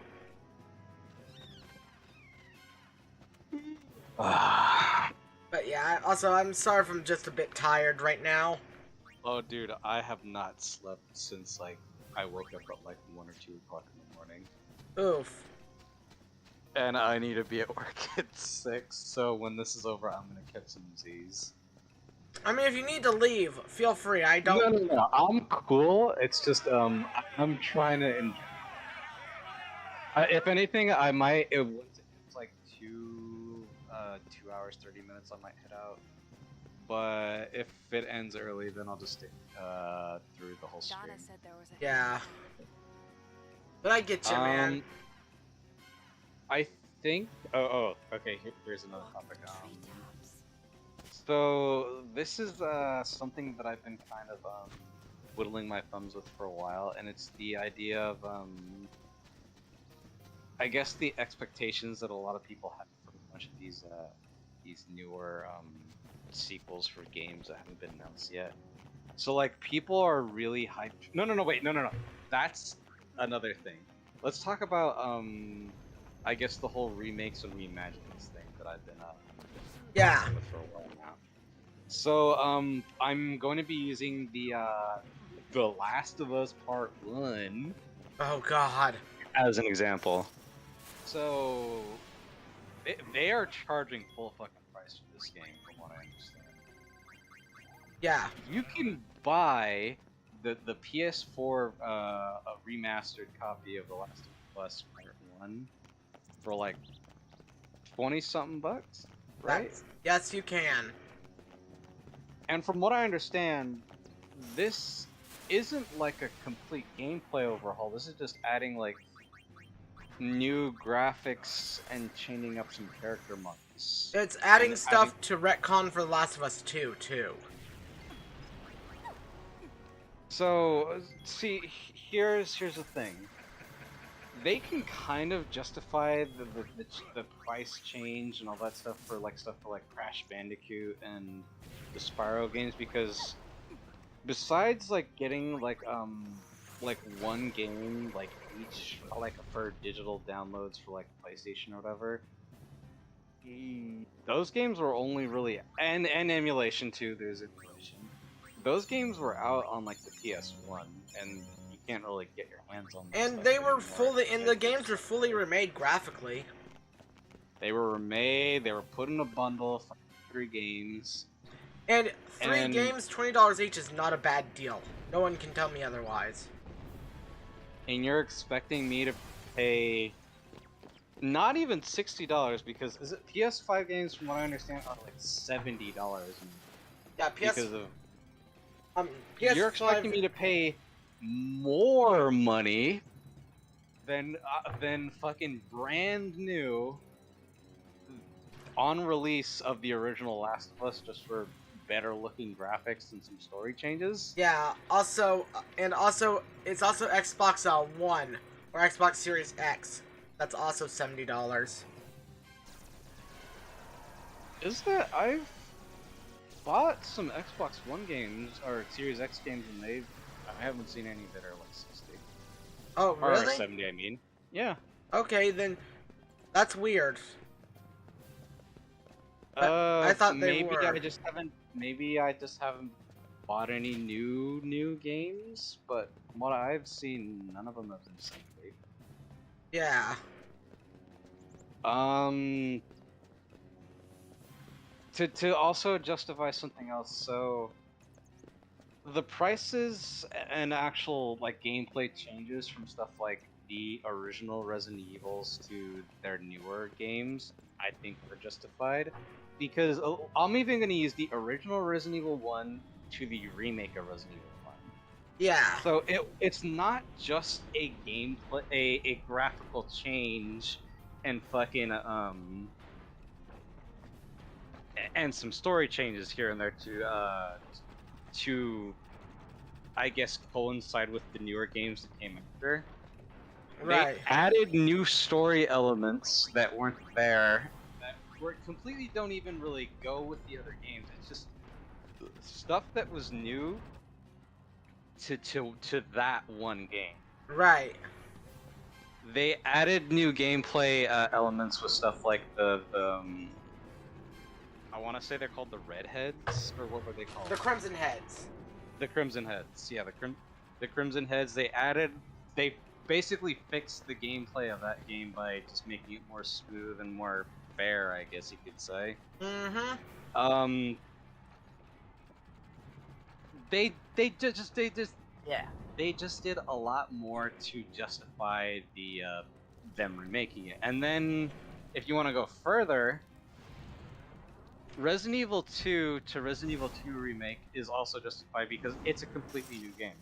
It's not just, oh, we're changing the story and adding new graphics. They completely changed how the game played.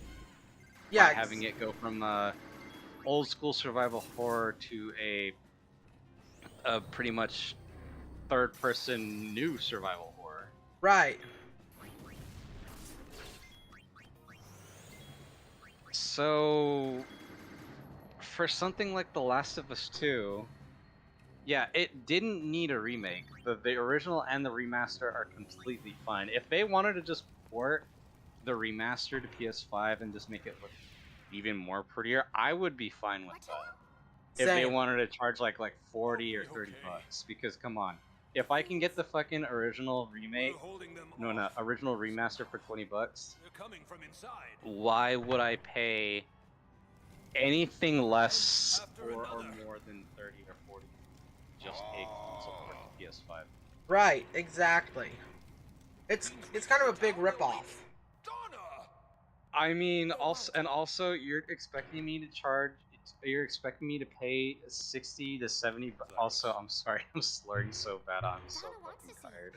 Hey, it's all good. If you're You're expecting me to pay I know, I'm fine though, but you're expecting me to pay $60 to $70, and you're technically taking away content from me because it doesn't have multiplayer in it. I heard that they're gonna be, I think, making a standalone multiplayer game or something, or they're adding it back in or whatever. Yeah.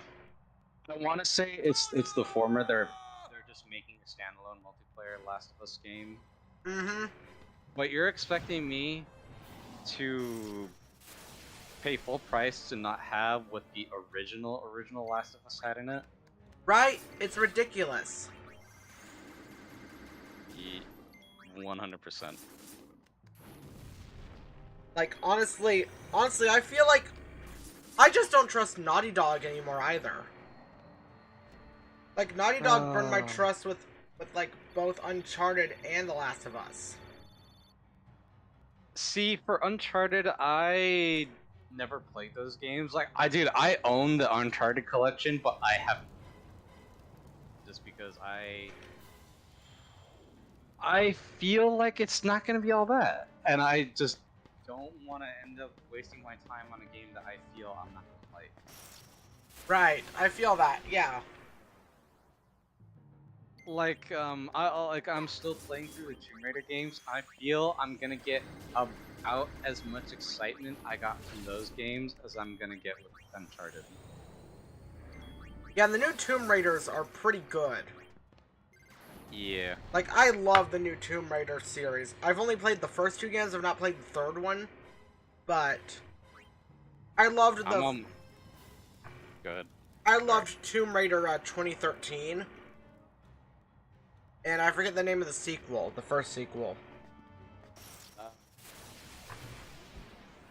Okay, so it's Tomb Raider, Rise of the Tomb Raider, and then Shadow of the Tomb Raider. Yeah, I played Rise of the Tomb Raider, and I liked that a lot. It's pretty fun for what it is. I like it when I like the decision that they've made it to be essentially a Metroidvania game now. Yeah. Which is fun. I like it. There's nothing wrong with I honestly kind of wish more games did that, but then there would be falling into the trap of adding bloat to a game, not having the progression be natural or rewarding at all. Right, exactly. It's like, oh, there's all this like fancy stuff like, oh, weapon upgrades and stuff, and then it'll be like completely meaningless because there's nothing really to use it all this neat stuff for. Yeah, exactly. You know, Kuma, you and me should make a video game podcast someday. Totally, dude. I'd be down. I was thinking about doing that. It's just how'd I put it? Don't have the software, and I only have this stupid headset. And if I'm gonna do a podcast on my own, I would want to get like an actual like mic. Yeah. If I was just a guest on someone's podcast, then myself. What about being a co-host? That would be fun. Like, That'd be very fun. because there was an old like series I wanted to do a YouTube series of, but I just didn't have the motivation for it. And that was. I called it Gaming News Monthly, where we covered the month's worth of gaming news. Like, I'd be down for that. yeah, because you keep up with the gaming news a lot more too. Like for me, it's I have my codes in many pies. I'll say that much. yeah. Like how would I put this? So I understand the current sentiment is that a lot of Western games aren't as good as Eastern games nowadays, and to a certain extent, I would agree. At least when it comes to AAA games. Yeah. I would say Eastern games are better in the AAA space than Western games, for the most part. But when it comes to double egg, Copium, oh my god, yeah. Yeah.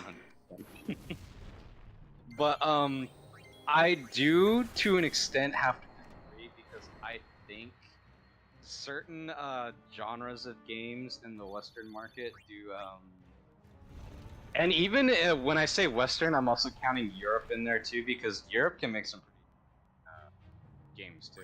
That I feel people don't give enough credit for. Yeah. I'm mostly talking about like CRPGs and like adventure games and stuff like that. Yeah. Also, hi Azeroth, great to see you. Yes, this is Copium for me not having 3 hopes yet. Oof. Though instead of it arriving on Tuesday like they originally said, it's now back to being tomorrow night. Catch the special Rick Midnight stream for when he does 3 hopes. Oh, I fucking will. I'll take a nap Oh. and That, I will unironically watch that. like I will be streaming as much of that fucking game as I can. Oh, so I do have to say one thing. There's this one sentiment that I never fully understood, never agreed with until I saw this one game.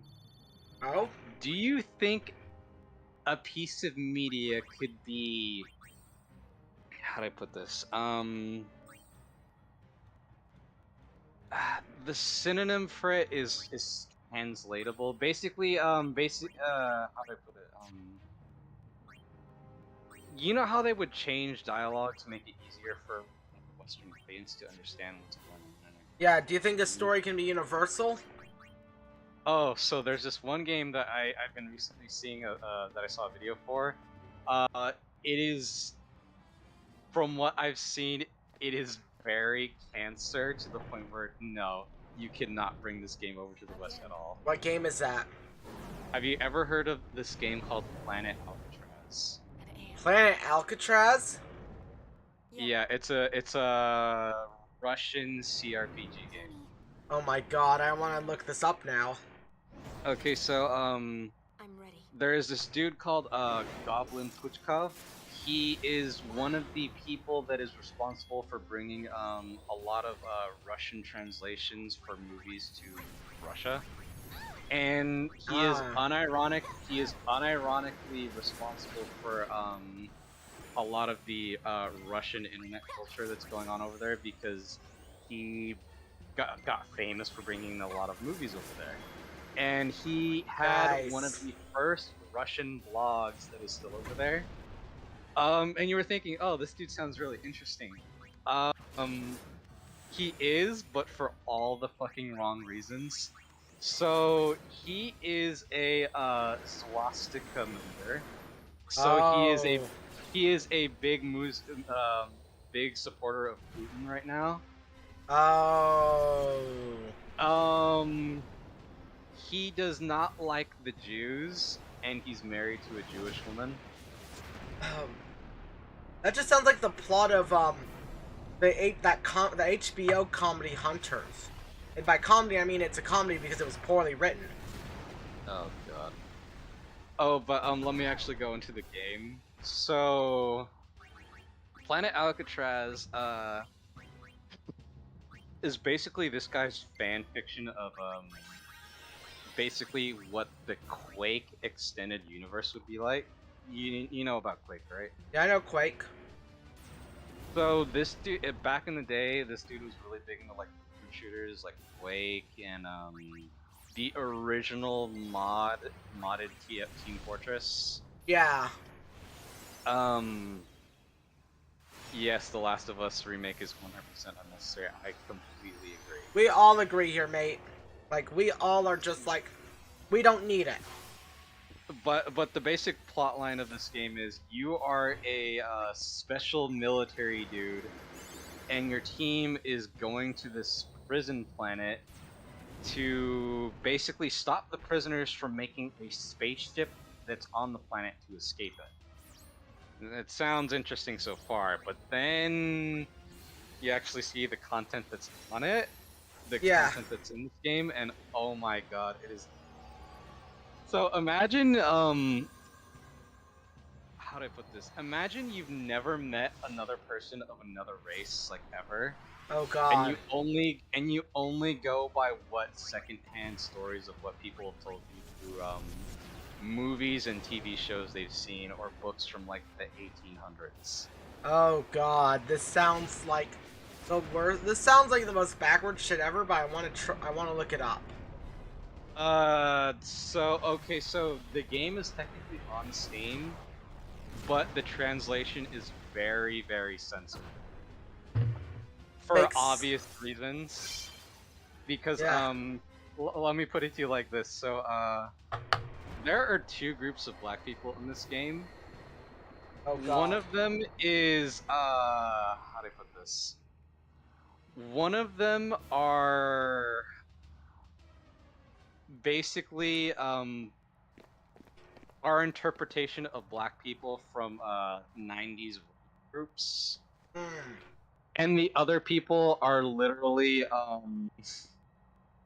what our interpretation of black people is from, the slavery days. Oh my fucking god. There is no in between. This sounds like the most regressive shit I've ever seen, but at the same time. Oh, there is Asians in there, and so you know that one bit from King of the Hill when Hank asked Han, "Are you Chinese or Japanese?" Mm-hmm. The creator of this game just automatically said both, because Chinese and Japanese are essentially the same thing in this game. Oh my god. Don't tell that to an actual Don't tell that to any actual Asian. They will kill you. Like, let me put it like this. So there are Chinese people that, like, you know, are obviously very supposed to be Chinese, but they have fucking katanas, throwing stars, and I don't get it. just lots of stuff that seems very strange for Chinese people to have. Fortunately, Bruh. I know everything. Oh, and Fiends coming out of the temples. oh, and then there's two other groups. Obviously, you know, there's the regular white people, Exactly. and then there's the Aryans. And yes, I say Aryans because you know what that means. Yes, I do. There are two moments when I was actually taken aback. So there is a I don't know if it's main quest. God, that is so fucking bad. Why did you make that a main quest? There is a main quest where you go to save this dude's girlfriend, right? She's in a whorehouse or whatever, and she's just being captured by a bunch of dudes. Yeah. You go and save her. She's like obviously scared because kidnapped and a bunch of fucking like evil criminals around her, right?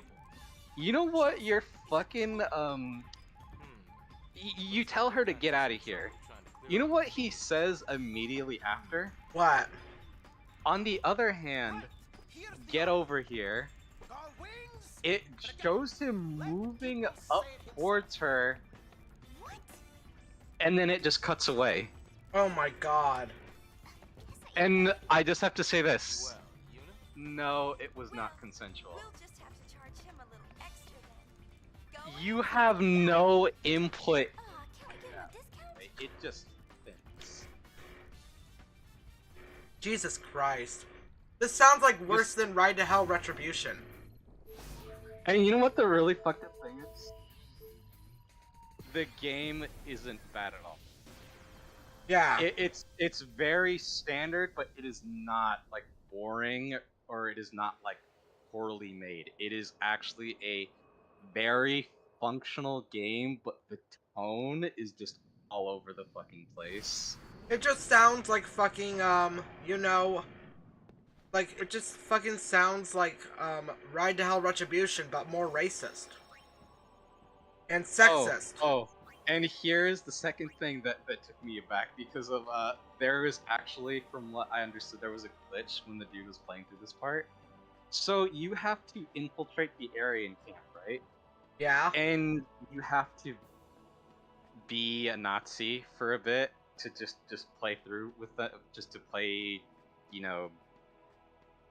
how to put it, to pull the wool over their ass, right? Right. You are given orders to execute 3 men, and one of those is one of them is a Chinese man, and his crimes were not being white, and that deserves him to die. Oh god. And you have to execute all 3 of them. Okay, if you're... Okay, I will say that is an uncomfortable as fuck thing, but... for the game... But for a game that sounds like... Sometimes I don't mind when games make you do uncomfortable shit, like... It sounds like a much more edgier version of No Rush in a way. You would think so, but then you would... But no, there isn't. It's very much, it just gets worse from there. Oh, okay. So, how do I put this? There is a glitch in that specific part of the game exactly where you are technically gonna have to repeat executing those 3 poor guys over and over until you get through the glitch. So imagine you're some fucking poor streamer dude streaming this game on some fucking BitChute site or whatever. Yeah. And you have to execute 4 fucking, these poor dudes for the curse of not being a white man. And you have to do it like 50 plus times because you can't figure out what you're doing wrong. Yeah. Oh, and you would think, oh, how can it get worse? So, It always gets worse.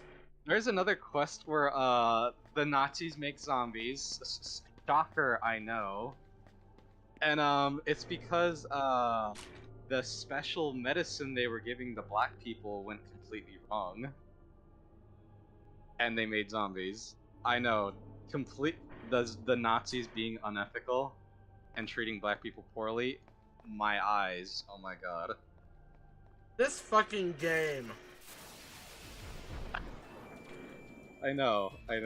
The one thing I will say that actually made me smile a little bit is, whenever you drink or take drugs, your character will automatically just start dancing and singing in Russian. That bit made me laugh. Okay, that sounds funny, but my god. The rest of the game is just abhorrent. This is like a game 4chan would make, or what people think 4chan would make. But 4chan would actually make a much better game and much less racist. So, from my understanding, because the dude who goes into detail about it is, so when you think of Russian art, you mostly think of like the fancier stuff, like you would think of stuff like Stalker or like Metro 2033, right? Right. So those are people with, I would like to say, artistic views and like talent and stuff. So this game, Planet Alcatraz, was made by a how do I put this? This dude used to be a former cop, and his dad taught the North Korean army how to fight back in the day. So that's already yikes.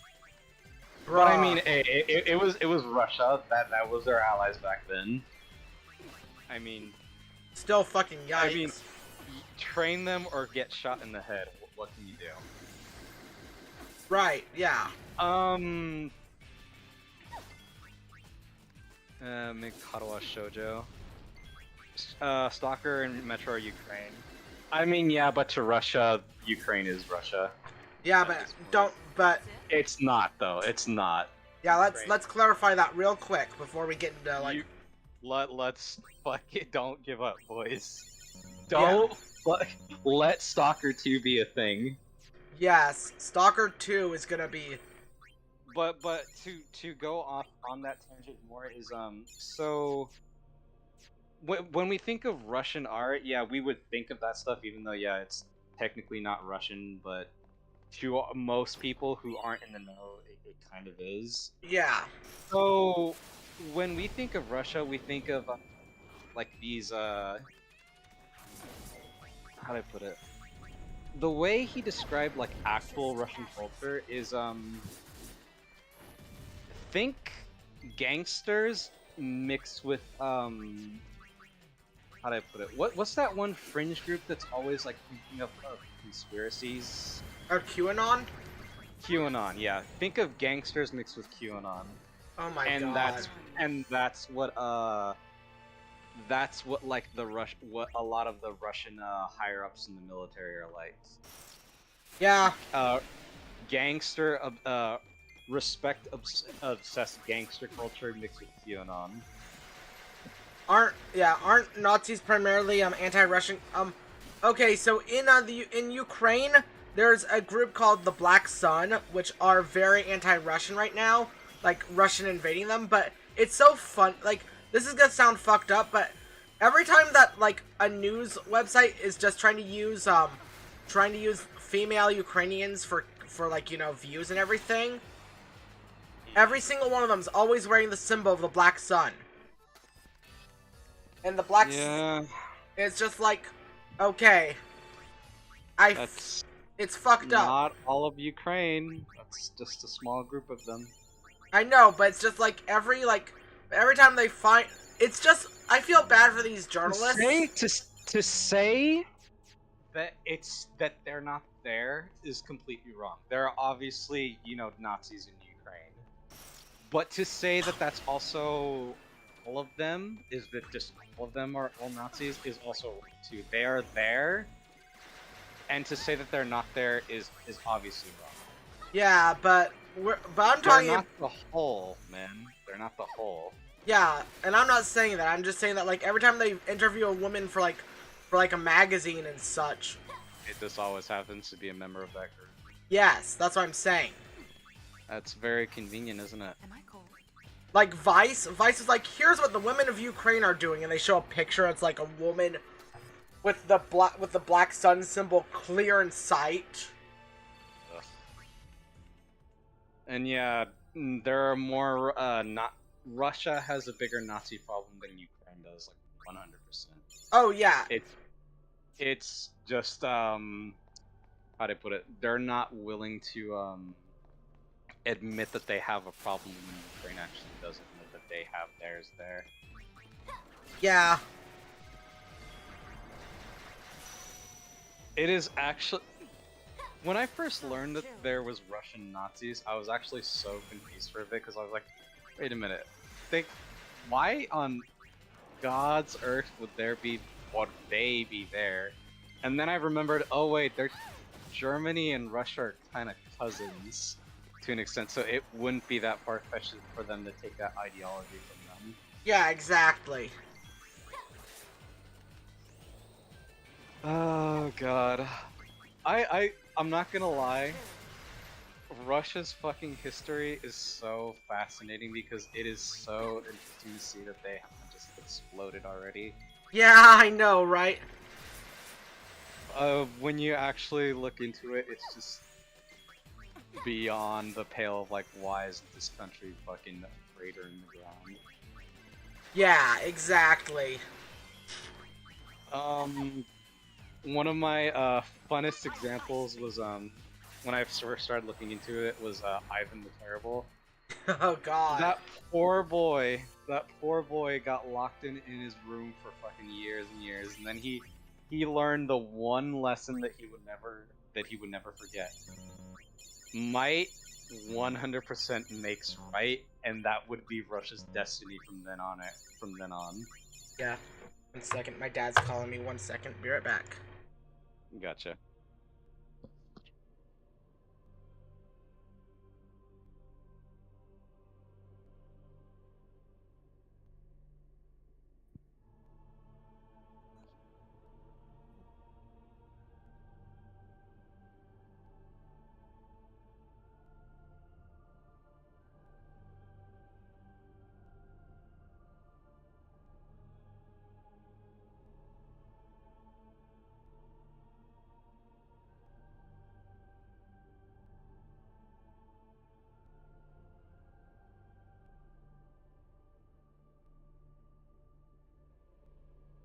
Alright, I'm back. So sorry about that. Yeah. Okay, yeah. Everything good? Yeah, my dad is just making sure because my mom's coming back from her trip today that everything in the house is good. Mm. And it is. So, no worries. Besides, she's not going to be back for another, like, 6 hours.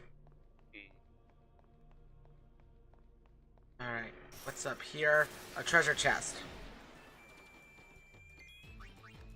These things, man. Treasure chests? No, these are monsters that just refuse to die. I keep encountering the same group of them like a million times. Yep. But... Oh, do you wanna touch slightly on what happened today, or do you want to just completely avoid it? I'm avoiding that one because that one's super hot button. Like, that one is like break in case of the fucking nukes. Go on to Twitter, that's all I'll say, people. Don't have your discussion. Go on to Twitter. Because, like...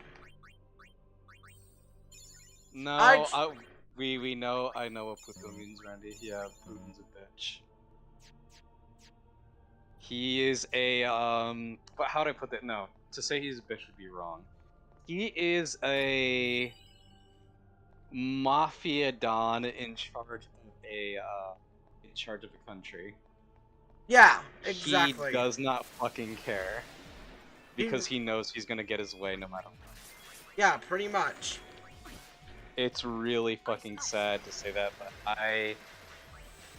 fuck, dude, that honestly makes me kind of sad. Because it is sad. Yeah. Ice, ice, baby. To move over to some other things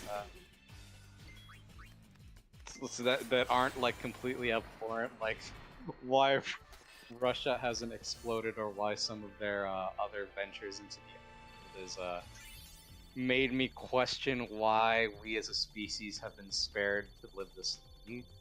Yeah.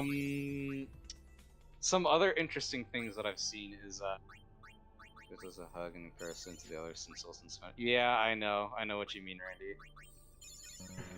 To call him a bitch is accurate, but also, ooh, I legit think that man could probably, because he used to be KGB, didn't he? Yes, he did. Putin? Yeah, that man could fucking probably kill you in. Am I cold? Some other games. I'm really looking forward to this to come out from Night Dive, because Night Dive, I've recently looked at them a lot more. They've done a lot of good shit recently. You cut out there. What game from Night Dive? System Shock. Wait, there's a new System Shock? They're remaking the original System. That's fucking great. I did not hear about the original System Shock being remade. System Shock 1's a great fucking game. How do I put it? Let's just say this. I've seen what the original System Shock looks like, and I know I could just play the Enhanced Edition, because, how do I put this? I'm glad that they're remaking it, because god, I think I'm gonna need all that new stuff to play it, because that looks like a fucking mess, at least for me, because of my sensibilities. Yeah, that's fair. Let's see. The big stuff that Night Dive has made is obviously the ports to System Shock 1 and 2, or at least System Shock 1. Oh, they did make the port for System Shock 2. Another game that they've done that's been really good is I Have No Mouth and I Must Scream. That's what I was thinking. I'm not System Shock. I was thinking of I Have No Mouth and I Must Scream. Yeah, it's a really good game, and it's a really fun one. Yeah. I know they've done some other stuff, but it's escaping me right now. Yeah. Anything else that's been big going on? Not really. Like, everything's kind of come out and just died out quickly. I remember now. Sunbreak is gonna come out soon. Oh, my friend Matt is all about Monster Hunter. Like, Randy, Xenoblade is a... Xenogears is Xenoblade is a... It's an RPG series. It's on the... You can get Xenoblade 1 and 2 on the Switch. It's very fun. Are the Xeno games available in your country is what I was about to ask him, because he's from, like, I think... I keep forgetting if it's Brazil or somewhere else. Like, I'm sorry I'm so forgetful about that, I just want to make sure. But it's like, yeah, he's not from America, so, like, the games that he has are kind of limited, especially from their translations. Like, he's not played most of the... He's not played most of the Final Fantasy games. He's played, like, cause, like, he's never, he wanted to experience my Final Fantasy 7 streams, because he's never, because in 7 in, Brazil, or the Spanish translation of, 7's horrid.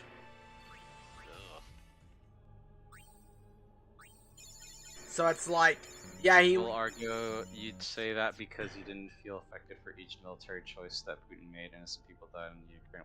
Where is this coming from?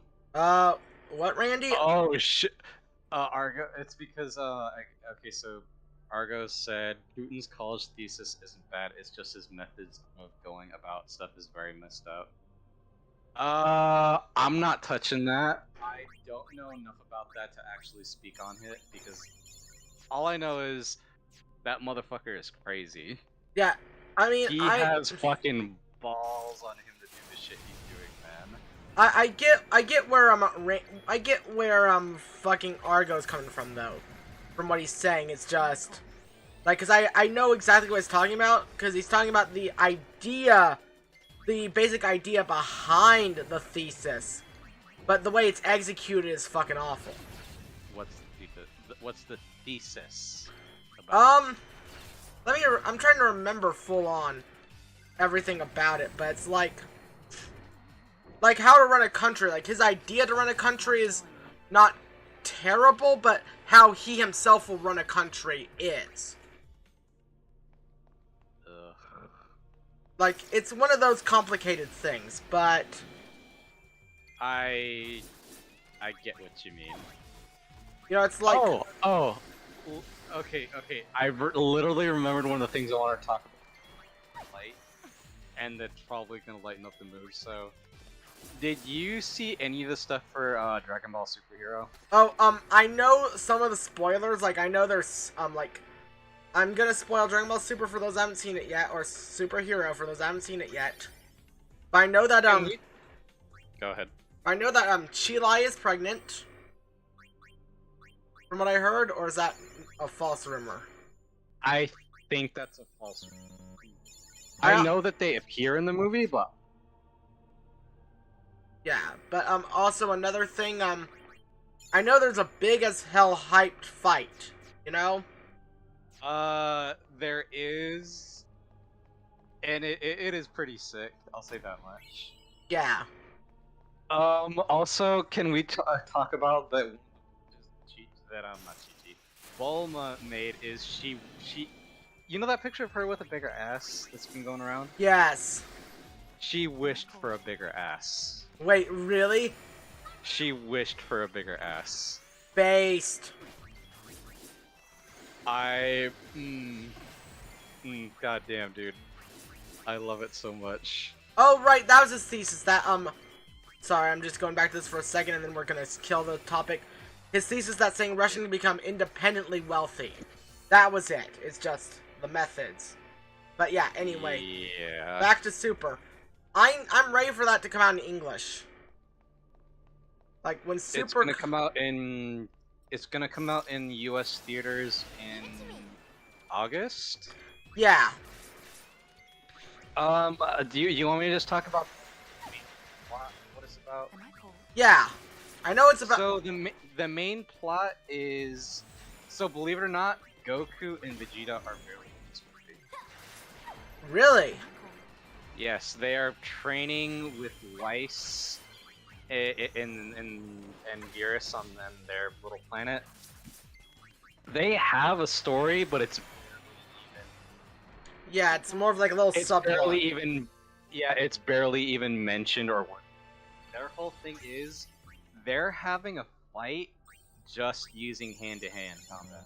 No ki blast, no transformations, no nothing, just hand-to-hand. Nice. The main actual plot is the Red Ribbon Army returns, and through some crazy shtick, someone gets convinced that Piccolo and the Saiyans are actually evil alien invaders, and those two guys that you see in the promo material are quote-unquote the superheroes here to save the world from the evil alien menace. Oh, well, I mean, they're not wrong about the Saiyans, kind of. Yeah, to a degree. Because the Saiyans were originally conquerors. But that's just the main setup of why those two guys are there. The main actual plot is, so, you know how people have been ragging on Gohan for a long time? Yeah. It actually gets explained in this movie. So Gohan officially just states that he hasn't been doing his things, like training or, you know, other stuff like being quote unquote. He apparently he's a neglectful father. He works all the time and leaves the stuff like raising Pan to fucking his dad and to Piccolo because, you know, he has to work to provide for his family. Yeah. And his whole story arc is taking on those responsibilities again. To not just, you know, I'll let someone else handle it because, you know, I'm not the best person to do that kind of stuff. Right. So his whole thing is not just, you know, becoming a dad to Pan. His whole thing is, you know, becoming a protector of Earth again. Gotcha. I'm still just hyped for this movie because, like, I loved Super Broly. I never thought I'd say, oh, I want to see Broly again. Oh, and apparently this movie is their first attempt at a fully CG art style. Ah. So that's why it kind of looks funny from the like screenshots you may have seen everywhere, is because they completely just changed it from 2D to 3D. Speaking of Super though, did you know that they're officially making new episodes of Super, like the anime? I have not watched the. Okay, I'm not a fan of the anime. Goddamn, I hate the fucking Tournament of Power so much. I just have been ignoring Super. I watch the movies, and the movies are fun. I'll say that. That's fair. That's fair. I mean, one of the things that like I appreciate about Super is that it does go back to Toriyama's roots of it being a comedy. Because that's what Dragon Ball was originally, a comedy. That poked fun of martial arts ropes and stuff. Yeah, and then Dragon Ball Z became the first shonen anime. Really. And everyone just God, can I just say, this might be a hot take or a big move for some people. Why do people have to be so fucking obsessed with shonen anime? Like, dude, there are other things you can watch, you know? It's not always just fucking anime for teenage boys. You can watch some other stuff that's for adults too, you know? Exactly. It's just people are weirdly... It's because the only genres they know are stuff like Naruto and shit. There are other things besides fucking... Okay, there's nothing wrong with like an anime or ecchi anime, and I know that's what people love to rack on and shit. But yes, there are other stuff besides fucking ecchi anime and fucking shonen anime. There are like shows with actual adult themes and fucking actual good writing. You just have to dig through a bunch of shit to find it. Yeah. Exactly. Like, one of my favorite genres is seinen. Which is like... Okay, how do you pronounce that? I always read it as a seinen. It's seinen. Seinen? Yes, or seinen. Seinen? Yeah. Like, fun fact, you know JoJo's Bizarre Adventure? Yes. Parts 1 through, like, 4 could easily be, or parts 1 through 3 can easily be described as shonen. But then you get to, like, parts 4 onward, and it slowly shifts into seinen up until part 8. Where it's just straight up seinen. From my osmosis knowledge of everything that's part 2, because I've only seen up to part 2, I could probably agree on that. Like, part 8 is the least fight-happy part of the series, because... Like, Is that the one with the sailor? Yes. Ah, okay. Yeah, because part 8 of JoJo, any normal fight would be a punch fest, but if you try to punch most of your enemies in JoJo part 8, you'll end up losing a hand because their stands are all automatic. So it's like, oh, you're trying to punch me? It's the thinking man's fighting game, pretty much. Yes, it's like, each fight is more like a game of chess than a straight up, how do I get close enough to beat the shit out of you? Instead of, I can't beat the shit out of you if I can't get close enough. It's, how am I going to beat the shit out of you if I can't get close enough? And then you figure out a way.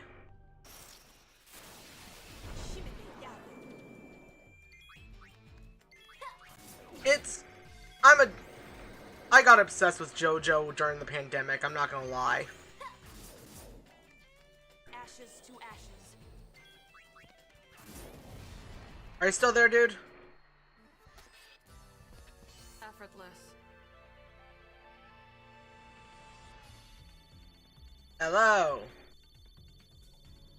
Can you hear me, Kuma? I can't hear you if you're trying to say anything.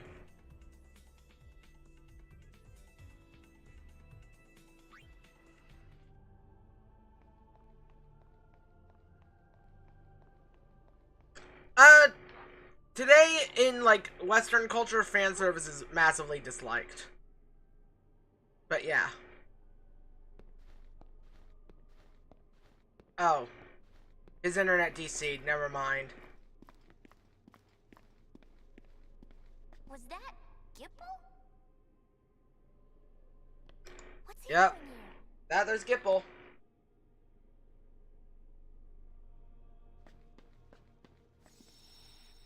Alright, let's save real quick. Cause yeah, let's go straight down.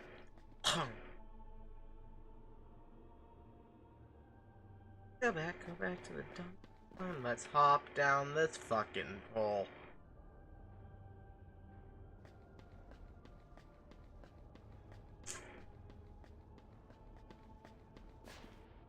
And back down the railing. But yeah, Kuma's internet disconnected, so it'll be a moment.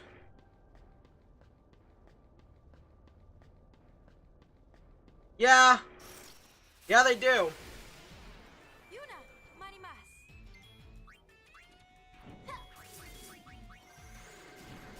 Yuna marimas. I still like that this game has that like translation glitch because they didn't translate some of the battle dialogue from the international release. So it's like you'll hear Yuna speak in her Japanese voice or Pain speak in hers. Like the only one that didn't get new voice lines really is Riku. But it's Yuna and Pain that got a whole bunch of new dialogue for battles. Also, I need to I'm gonna check out abilities real quick. Yuna, 82% with the gunner. Okay. Trigger happy level 3. You're close to done. You're halfway there. Yeah, exactly. That's like JoJo Part 8 is a lot like Serial Experiment's Lane. Or Serial Experiment Lay. Say that to Iceberg ahead. Yeah, his internet crapped out. It happens with him a fair bit. Also I might just give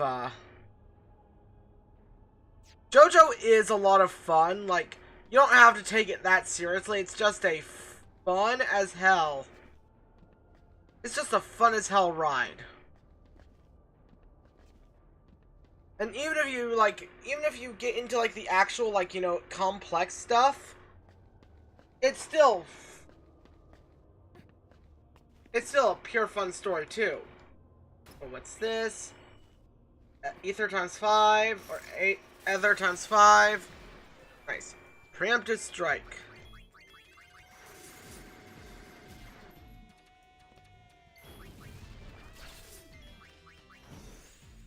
Alright.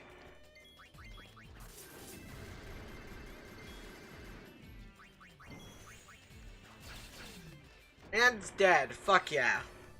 So these things are kind of easy because it's only a rank 2 over here. But yeah. God. Honestly, I might just actually make that video game podcast like I talked about with Kuma. Because me and him could talk video games for hours. Knowing the two of us. In fact, that's what we've been fucking doing for the most part until we got to like Ukraine shit.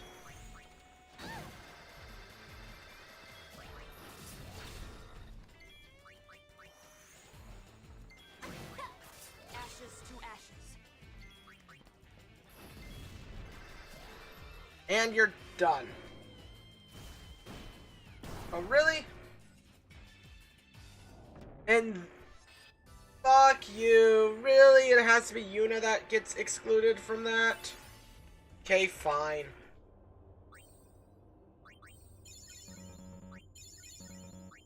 But yeah, if Kuma doesn't come back, I'll probably just say to let him sleep, because he's got work in a few hours, and he really shouldn't be here for this. Just like, I get he likes hanging out with me, but at the same time, it's like, my dude.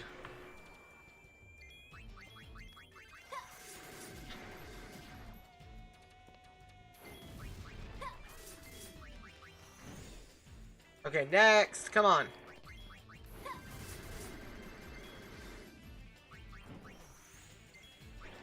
Well, to be fair, Harlock is fucking awesome. You can't go wrong with... Well, you know, speaking of Harlock, Ozzy, you might know this one. What's the name of the, Wild West version of, like, the Wild West Harlock spin-off? Like, is it Gun West? Like, it's called Gun something. And it was good.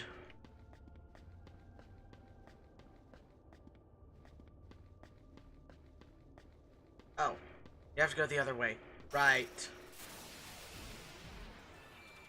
Alright, you...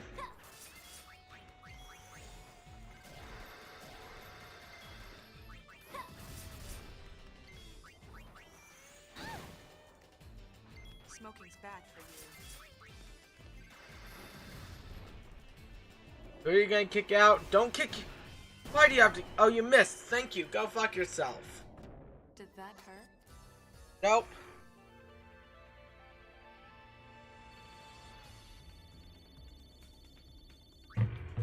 I mean, tea time with... Like, FET Tuber Tea Time is coming back soon, actually.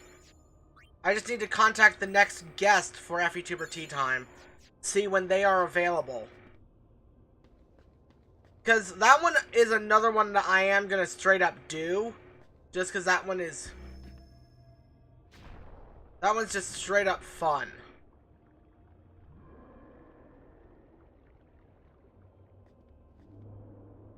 Like, that one was just a lot of fun. Darling in the Franxx. Yeah, I feel that.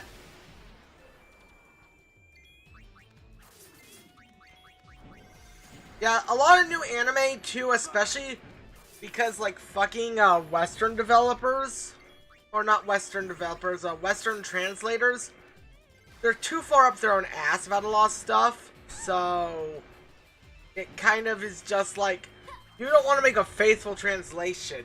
You want to add in your viewpoints. Honestly, a lot of stuff that's out is just sequels or like Spy or Spy Family, which I know is not up your alley. It's a cute show, but it's not really up your alley. It's a show about a spy who has to, for a mission of world peace, oh,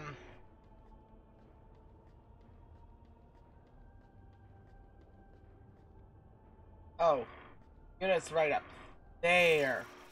Right. Down there. My brain was like, where the fuck is Yuna in all this empty fucking space?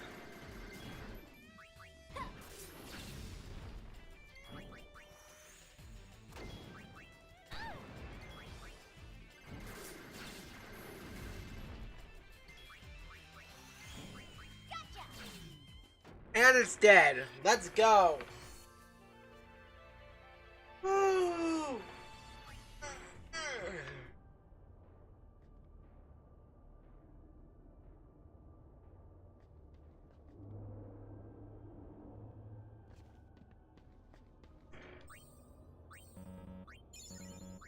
And, okay. Let's see. Can we just get through here? Because I know where I'm supposed to go. For this little bit.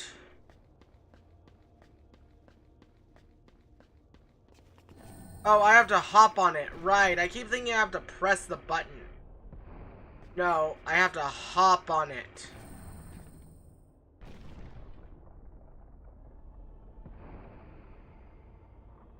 And let's go!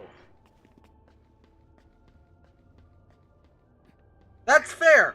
That's fair. As I said, it's not your thing. JRPGs, though. JRPGs nowadays.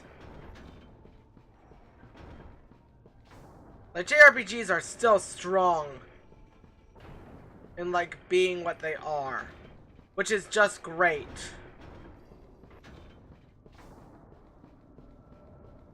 Yeah. Yeah, that sounds about right.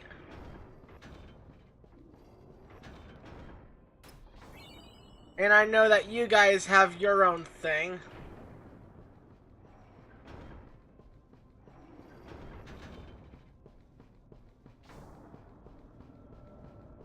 wait, do I just...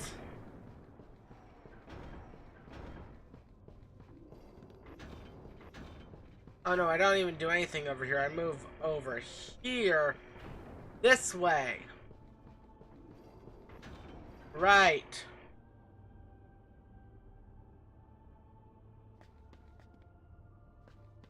We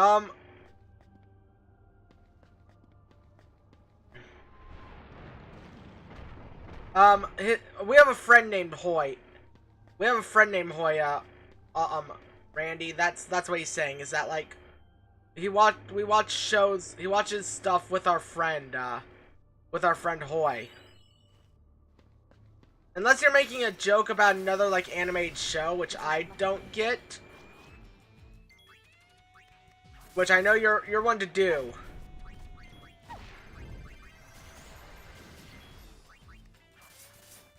Come on. Good old die.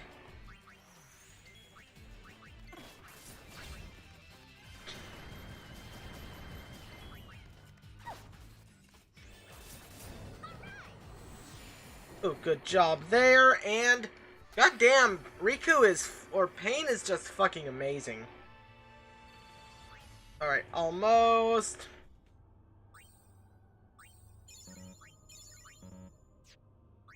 And let's antidote this up.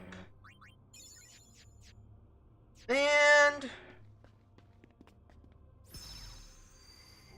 now we can go onto there.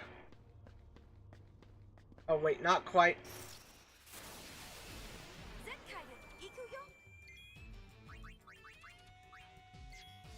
Eh.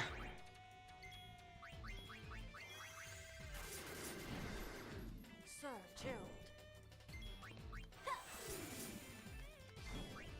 Gerald. Okay, support bombardment.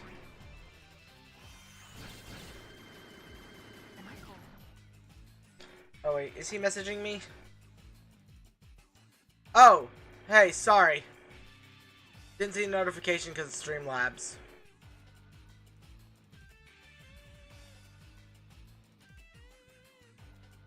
Are you there, bud? Yeah, I can hear you now somewhat. Yeah, my internet went out for like 5 minutes. They just paid the bill right now.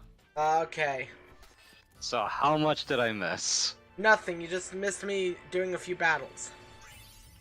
What were we talking about before? Dragon Ball? We were talking about Dragon Ball, yeah. And then I got into a discussion with the chat, specifically Ozzy Roth, about how... Oh, wait, yeah, seinen anime. Yeah, I remember that. Yeah, and about how he doesn't watch much anime anymore, aside from, like, stuff that he likes, like Serial Experience Lane or Evangelion. That's the thing. And I say, We that's all fair enough. have our taste. Yeah, exactly. I've known Ozzy Roth IRL since like fucking 2008. So Damn. for better and mostly for worse. I'm just fucking with you, mate. There was actually one game I forgot to talk about. Which Talk game? about that I've actually been wanting to play for a while. I just need to actually go out and get it. Have you ever heard of this was an indie game that came out not too long ago, like 7 months ago? I think 7 months ago. Basically last year. Have you ever heard of a game called Alyssa? Or Ilisa? That sounds familiar. It's A-L-I-S-A. Okay, the name sounds familiar, but you'll have to jog my memory. So it's a game made by one dude in the style of the old school Resident Evil games, right? Right? The gimmick is that you're some chick who's supposed to be like I guess a soldier in like this royal army or whatever. Yeah. And you have to find these plans these blueprints that were stolen from the Emperor. It's very vague on the story, by the way. At least with the setup. Basically, you need to find these plans. and you go to this village that just has one dude in it. And he says, "Oh, the dude you're looking for, yeah, he stopped by here. I invited him in for tea, and he probably went this way into the forest." You go into the forest and you find the fucking dude. And If you were on time, I'd really when you go to this clearing that we went in, he's nowhere to be seen.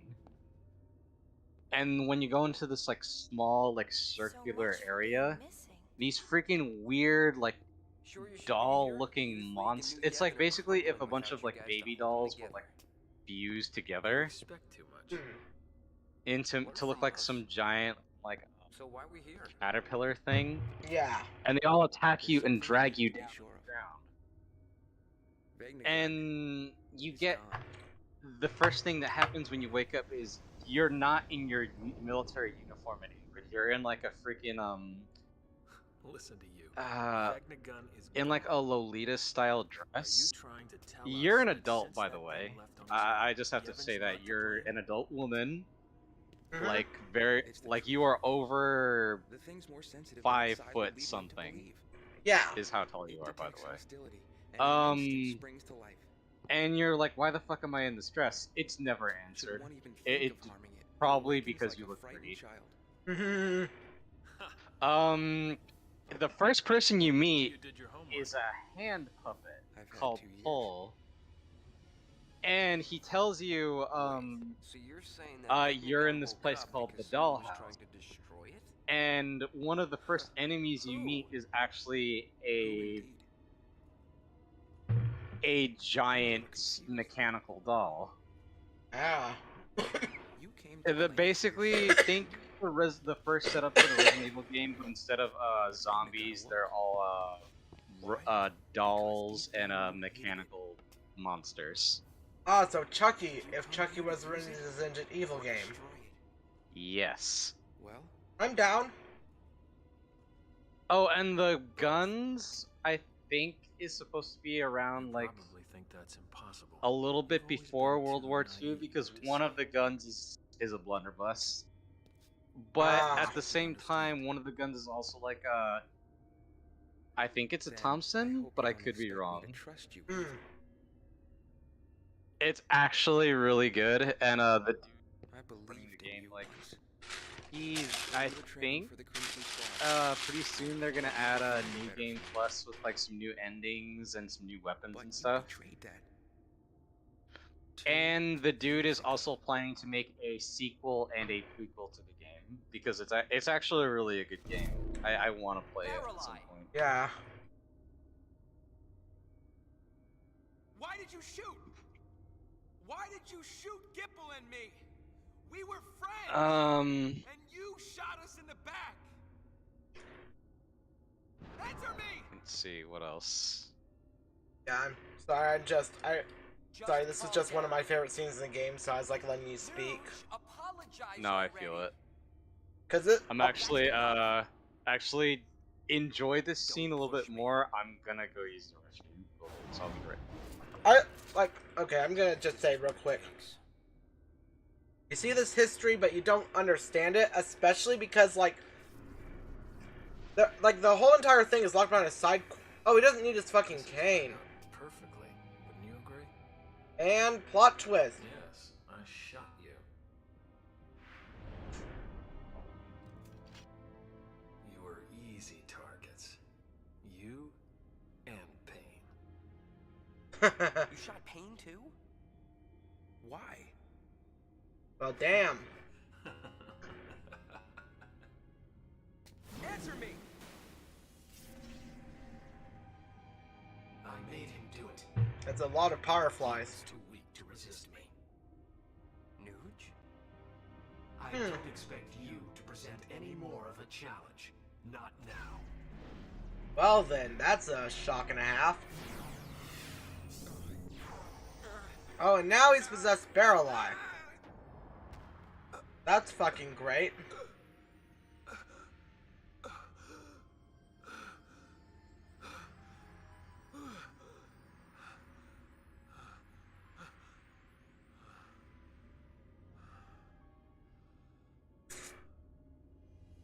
Oh, goddamn. Found that the mind despairs is the easiest to break. Mm-hmm. 2 years ago, it was the same with you, Nuge. Seeking your own death. Now you can have it. Anger leads. If fear leads to anger, anger leads to hate. Hey, get out of here!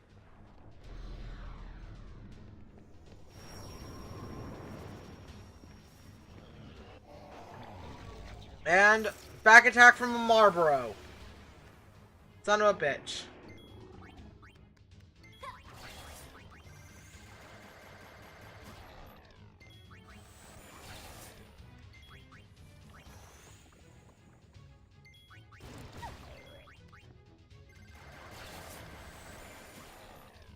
We already dealt with you a bit on fucking, what is it, on Besaid, so go fuck yourself.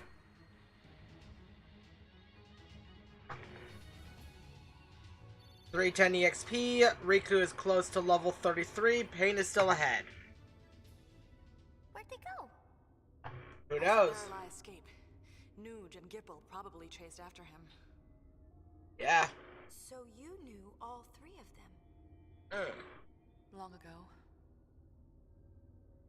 Yeah, but Nuge, he, Yes, he shot us. Mm. It was an accident. At least that's how I see it.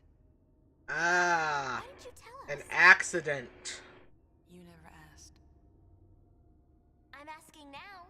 Yeah? Oh, I can still hear me through Kuma's mic. Oh, Bingo.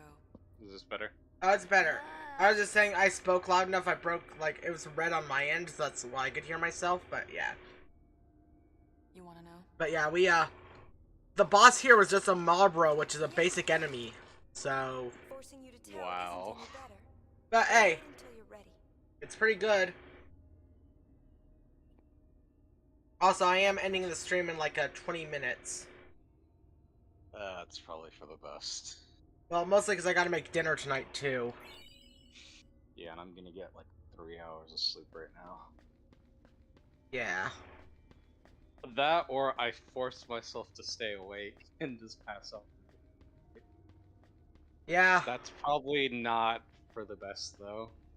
probably not. I wouldn't recommend that. But yeah, now our work here is done.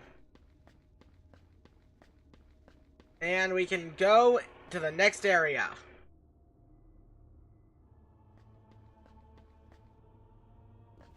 Oh god. There's another game that like nobody's been talking about for a while because like there's been no news. Project Eve. Project Eve?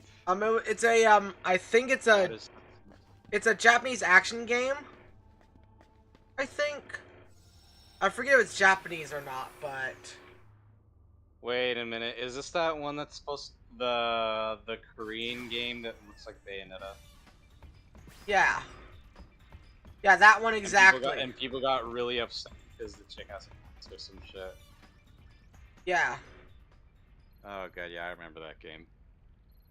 I mean, yeah, there's barely been any news, so probably buy new ones.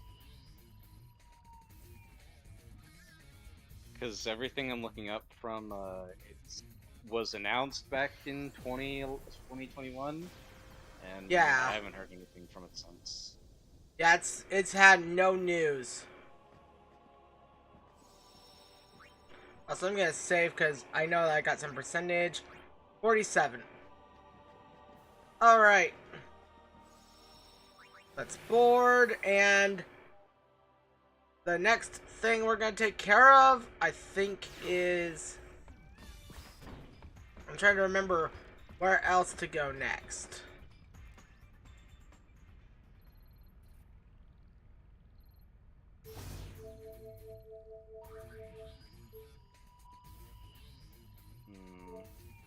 Nope, we're not going to there.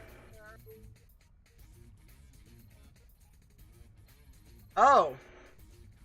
Beans in the Gorge Cave. I forgot to visit this place in Chapter 2, which was my bad, but... yeah. Better to correct it. better late than never. Oh, it's this annoying ass mission. Oh well, guess we gotta take care of it. Fiends from deep in the cave. Oh god, so apparently you're not the only one complaining about getting There's nothing we can do to 3 hopes? Yeah, 3 hopes, yeah.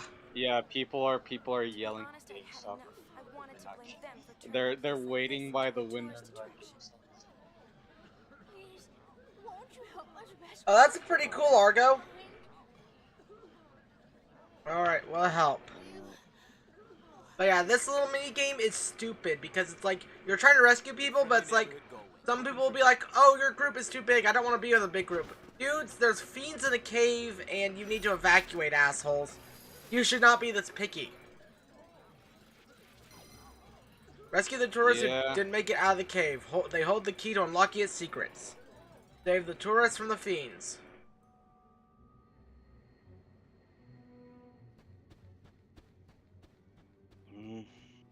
Yep. Now... Well, I thought that was a guy real quick, but nope. Okay, can't use that right now, but... Hey! Also, we're not screen sharing anymore, so I'm kind of not seeing... I thought I re-screen shared. Whoops, I forgot to. I'm stupid. It's cool. I thought I clicked share screen. I had it clicked, but I didn't actually share the screen. I just see your little boots picture. Oh. What do you see? I just see your profile picture on the screen. Click out. Click off of that real quick. Like, click. Oh, okay. Better. I see you now. Yeah, see? Yeah. Okay, stop moving, asshole. Fiends, You were putting me on circles. Reverse parties of 8 or less. If he's one of the first 5 in line, he can handle bigger crowds. Follow me. Yeah, so each of these guys has a little ridiculous requirement. Help me, help me. Oh, why won't you help me? What's that? You are here to help me? Well, I just spoke up before I lost it. Hates me with more than 3 people. If he's first or second in line, he'll stay with any size group.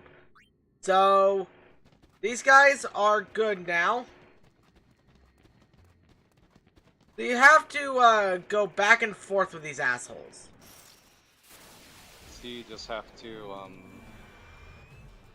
either have to get them one at a time, or you have to follow the rules to get them in groups. Yes, exactly. It's a stupid puzzle when these guys should be more concerned about getting out alive than being like, oh, I can only get out if we have only this amount of people or anything. No. What your concern is not dying. Yeah. Oy. Yeah. Beggars can't be choosers. Okay, so now I can only have a group of 5. Alright, what about you? Oh.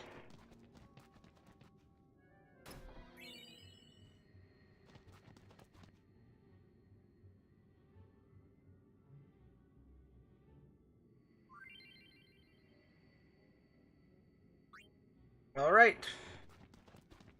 Yeah, and I'll leave you there because I know where you are, so I'll come back for you. So let's get you out of here.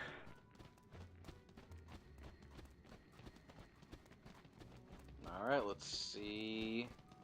Well, we have to get them all out before we continue on, and then we face the boss. Also, the viewer count's been kind of nice today. Did you see my life, Nolan? It's been between like 4 and 5. That's pretty neat. It's at 6 actually, because there's also Twitch people. Ooh, wow. There's your core 2. I think the most people I've ever had in my channel. Yeah, like I normally get like it all depends on the game. Like I remember when I first started Final Fantasy VII, I had 9 people in here. Oh, I mean, it's Final Fantasy VII. It's obviously gonna. Yeah, 7 is... Like, 7's popular, so... Oh, you're still there. Thank you.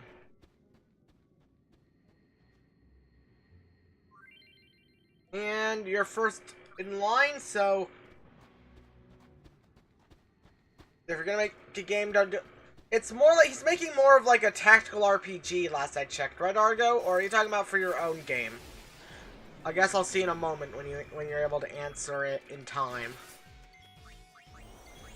Because YouTube has a stupid-ass delay that I can't get rid of. Yeah, that I've noticed that tends to happen sometimes too. Yeah, it's a 30-second delay. What do you mean, don't make it like Undertale? Like, I think he's saying, like, don't make it, like, overly... Oh, where the fuck are you going? Get the fuck back here, stupido. Like, the respect... I've been noticing a lot of indie games trying to do sounds. Yeah, the thing is, like, I think the reason he's saying that is because a lot of people just rip off Undertale nowadays.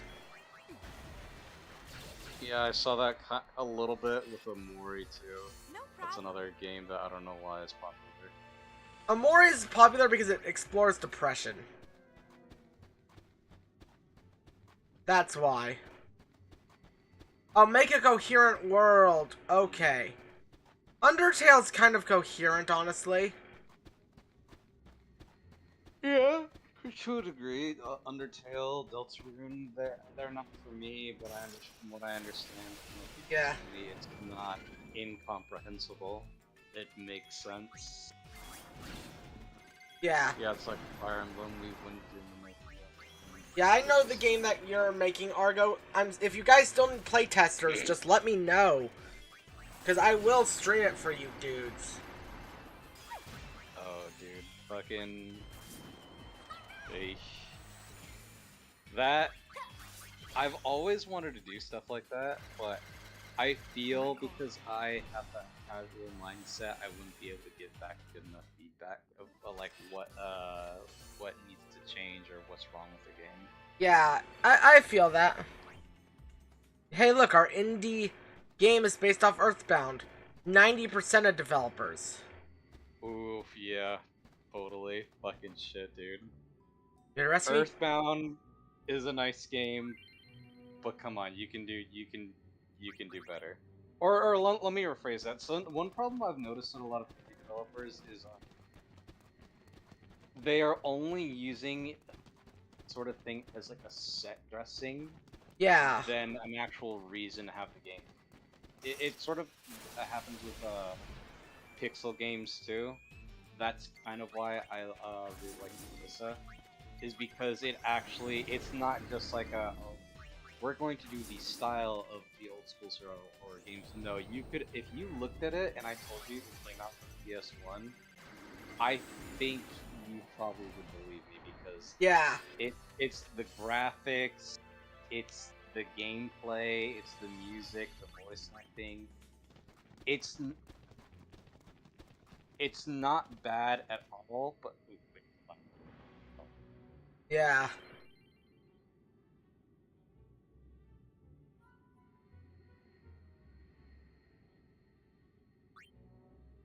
Yeah. Accessory blue ring. But yeah, I mean, indie games are pretty hit and miss nowadays, in my opinion, purely because people try almost too hard, if that makes sense. I know what you mean. They usually go for like a surface level inspiration for their games rather than actually going to the core of why these games were good. Yeah. They think, oh, if I just make it like pixelated, I'll get the nostalgia crowd and all that shit, rather than actually putting in the work of like, you know, making the music, the gameplay, and the overall atmosphere of the game fit the style I'm going for. Yeah, exactly. It's just another. It's basically, I've also just seen his does just make low budget looking games, because yeah, I understand you're an indie developer and you can't fucking make it's like current gen games, so more often than not you have to go for the pixelated look because it's cheap. Yeah. And you can make good-looking games with pixelated stuff. It just takes, you know, fucking talent and you know, inspiration, I guess. That might be the wrong word, though. No, I get what you're saying, though. I 100% get what you're saying. Like, another game I'll use an example. Shovel Knight is 100% justified being a pixelated game. Yeah. It uses its graphics and its style to its advantage because it's very heavily inspired by games like fucking Mega Man and... Yeah. I want to say Castlevania too, just from some parts of it. Oh, Cuphead is a very good example. Of an indie game. Of a good indie game, I mean. Cuphead is a good indie game, but I wouldn't say it's inspired by like school games. It's more inspired by its style of old cartoons and stuff. But it is a very good game that knows what it's doing. Yeah, exactly. I very much like that. Yeah. Yeah, exactly. Yeah. Alright.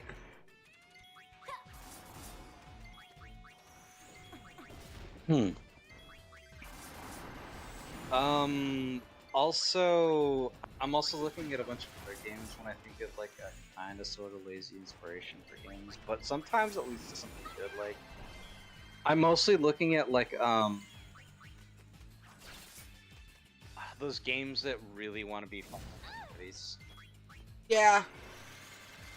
They all try to do like, oh, it's Five Nights at it's basically Five Nights at Freddy's, but it's at a restaurant or it's at a hotel. The Five Nights at Freddy's clones, yeah.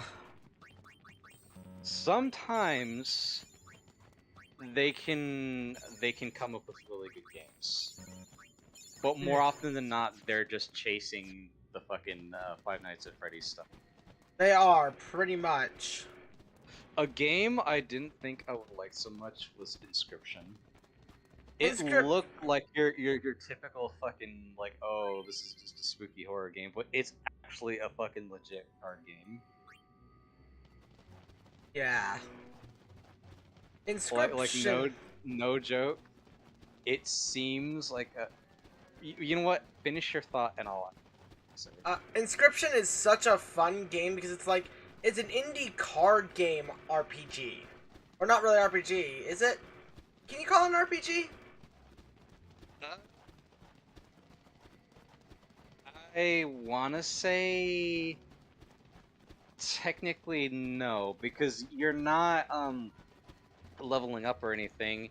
If I would describe it as anything, I would say it's a roguelike card game. Yeah. Because some runs will be different every time because you get new cards each time, or you decided to play a different way. Yeah.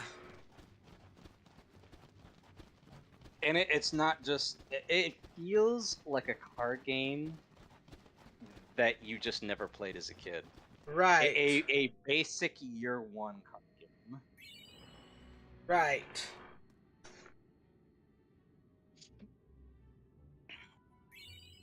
Ooh, Passade key.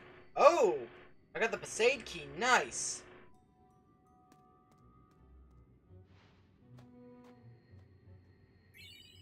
Energy core 4. Is this the end? No, we have 2 more. We have to restore. We have to, like, still trap 3 more people. Ooh, fucking shit, dude. I think You're gonna head off? I think I'm hitting my point, man. I need to get some rest. Go to sleep, dude, please. I can handle the rest of the stream by myself. Alright, everyone. How do I put this?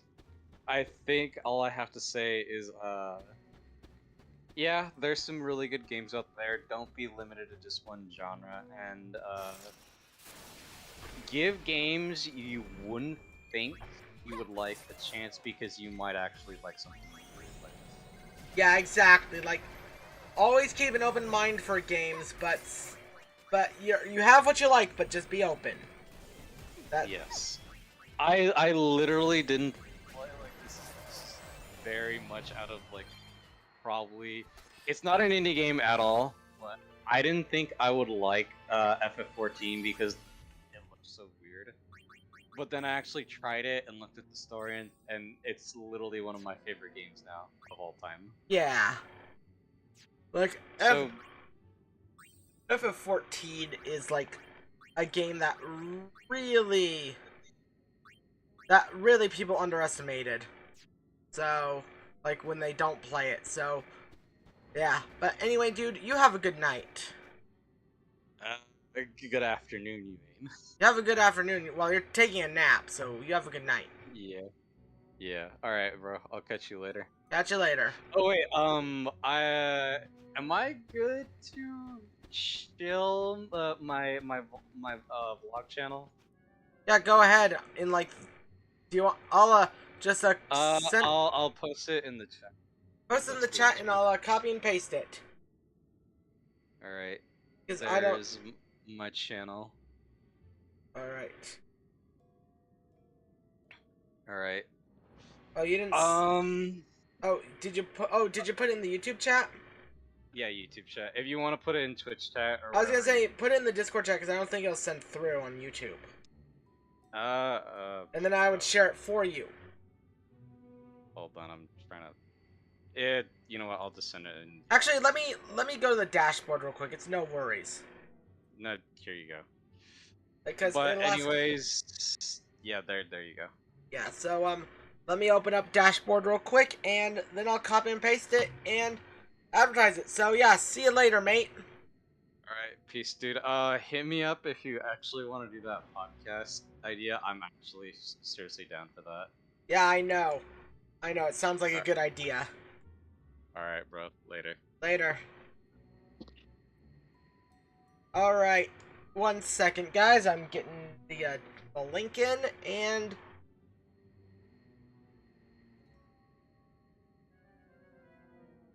yeah.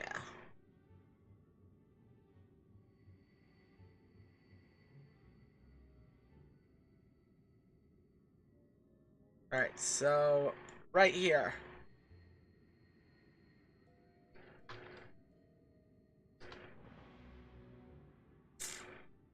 You have Deltarune as an example, Toby Fox making a better game than Undertale. And from it took a lot of years to happen, 2 years for one episode.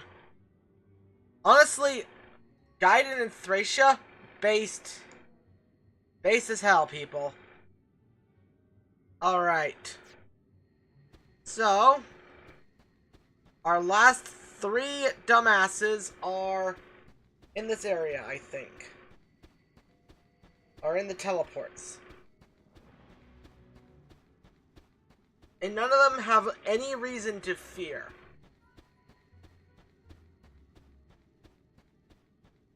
Holy crap.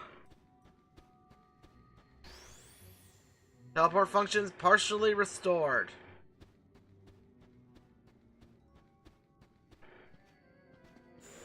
Okay, are they in the Chamber of Faith? Oh. Hello, Yojimbo. Hello, Dark Aeon Yojimbo. Please tell me, why is this happening?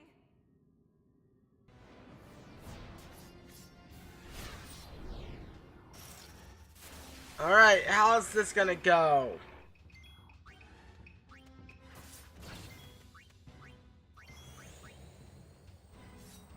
Hosaka. Oh, you attacked my MP with that now, okay.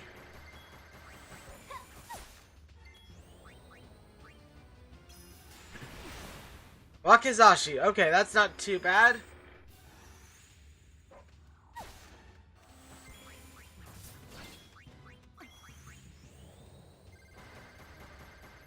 Alright, you... Wakizashi. Alright, hell yeah. Oh, this guy isn't as bad as I remember him being.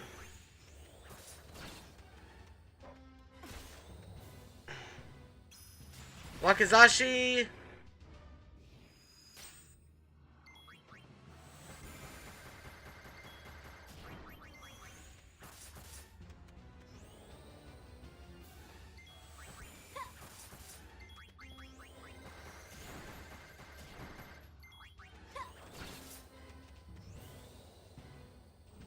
Kosuka, on who? Oh, really? You're really gonna do that to me?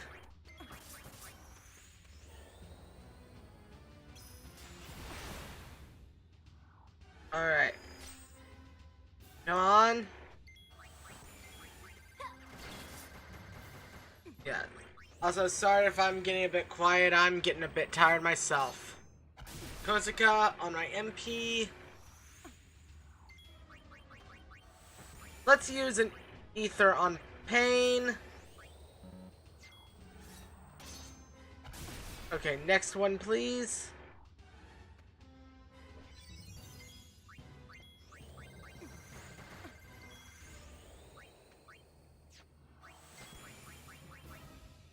Alright, you. Zanmacho. Oh god, please don't insta-kill me. Please. Oh, please. Oh, fucking please.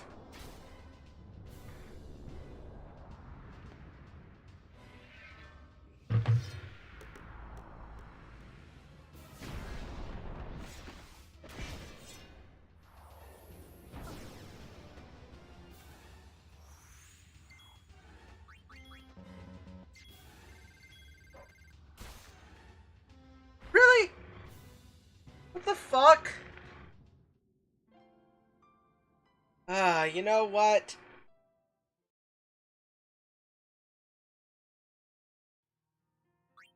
I think we'll continue this on another day. I've got errands to get going on, and also without Kuma, the energy doesn't feel the same today. So thank you guys for coming by. This has been the Great Riek. Thank you guys for watching, and I'll see you guys next time. Maybe tomorrow we'll do a late night 3 Hope stream.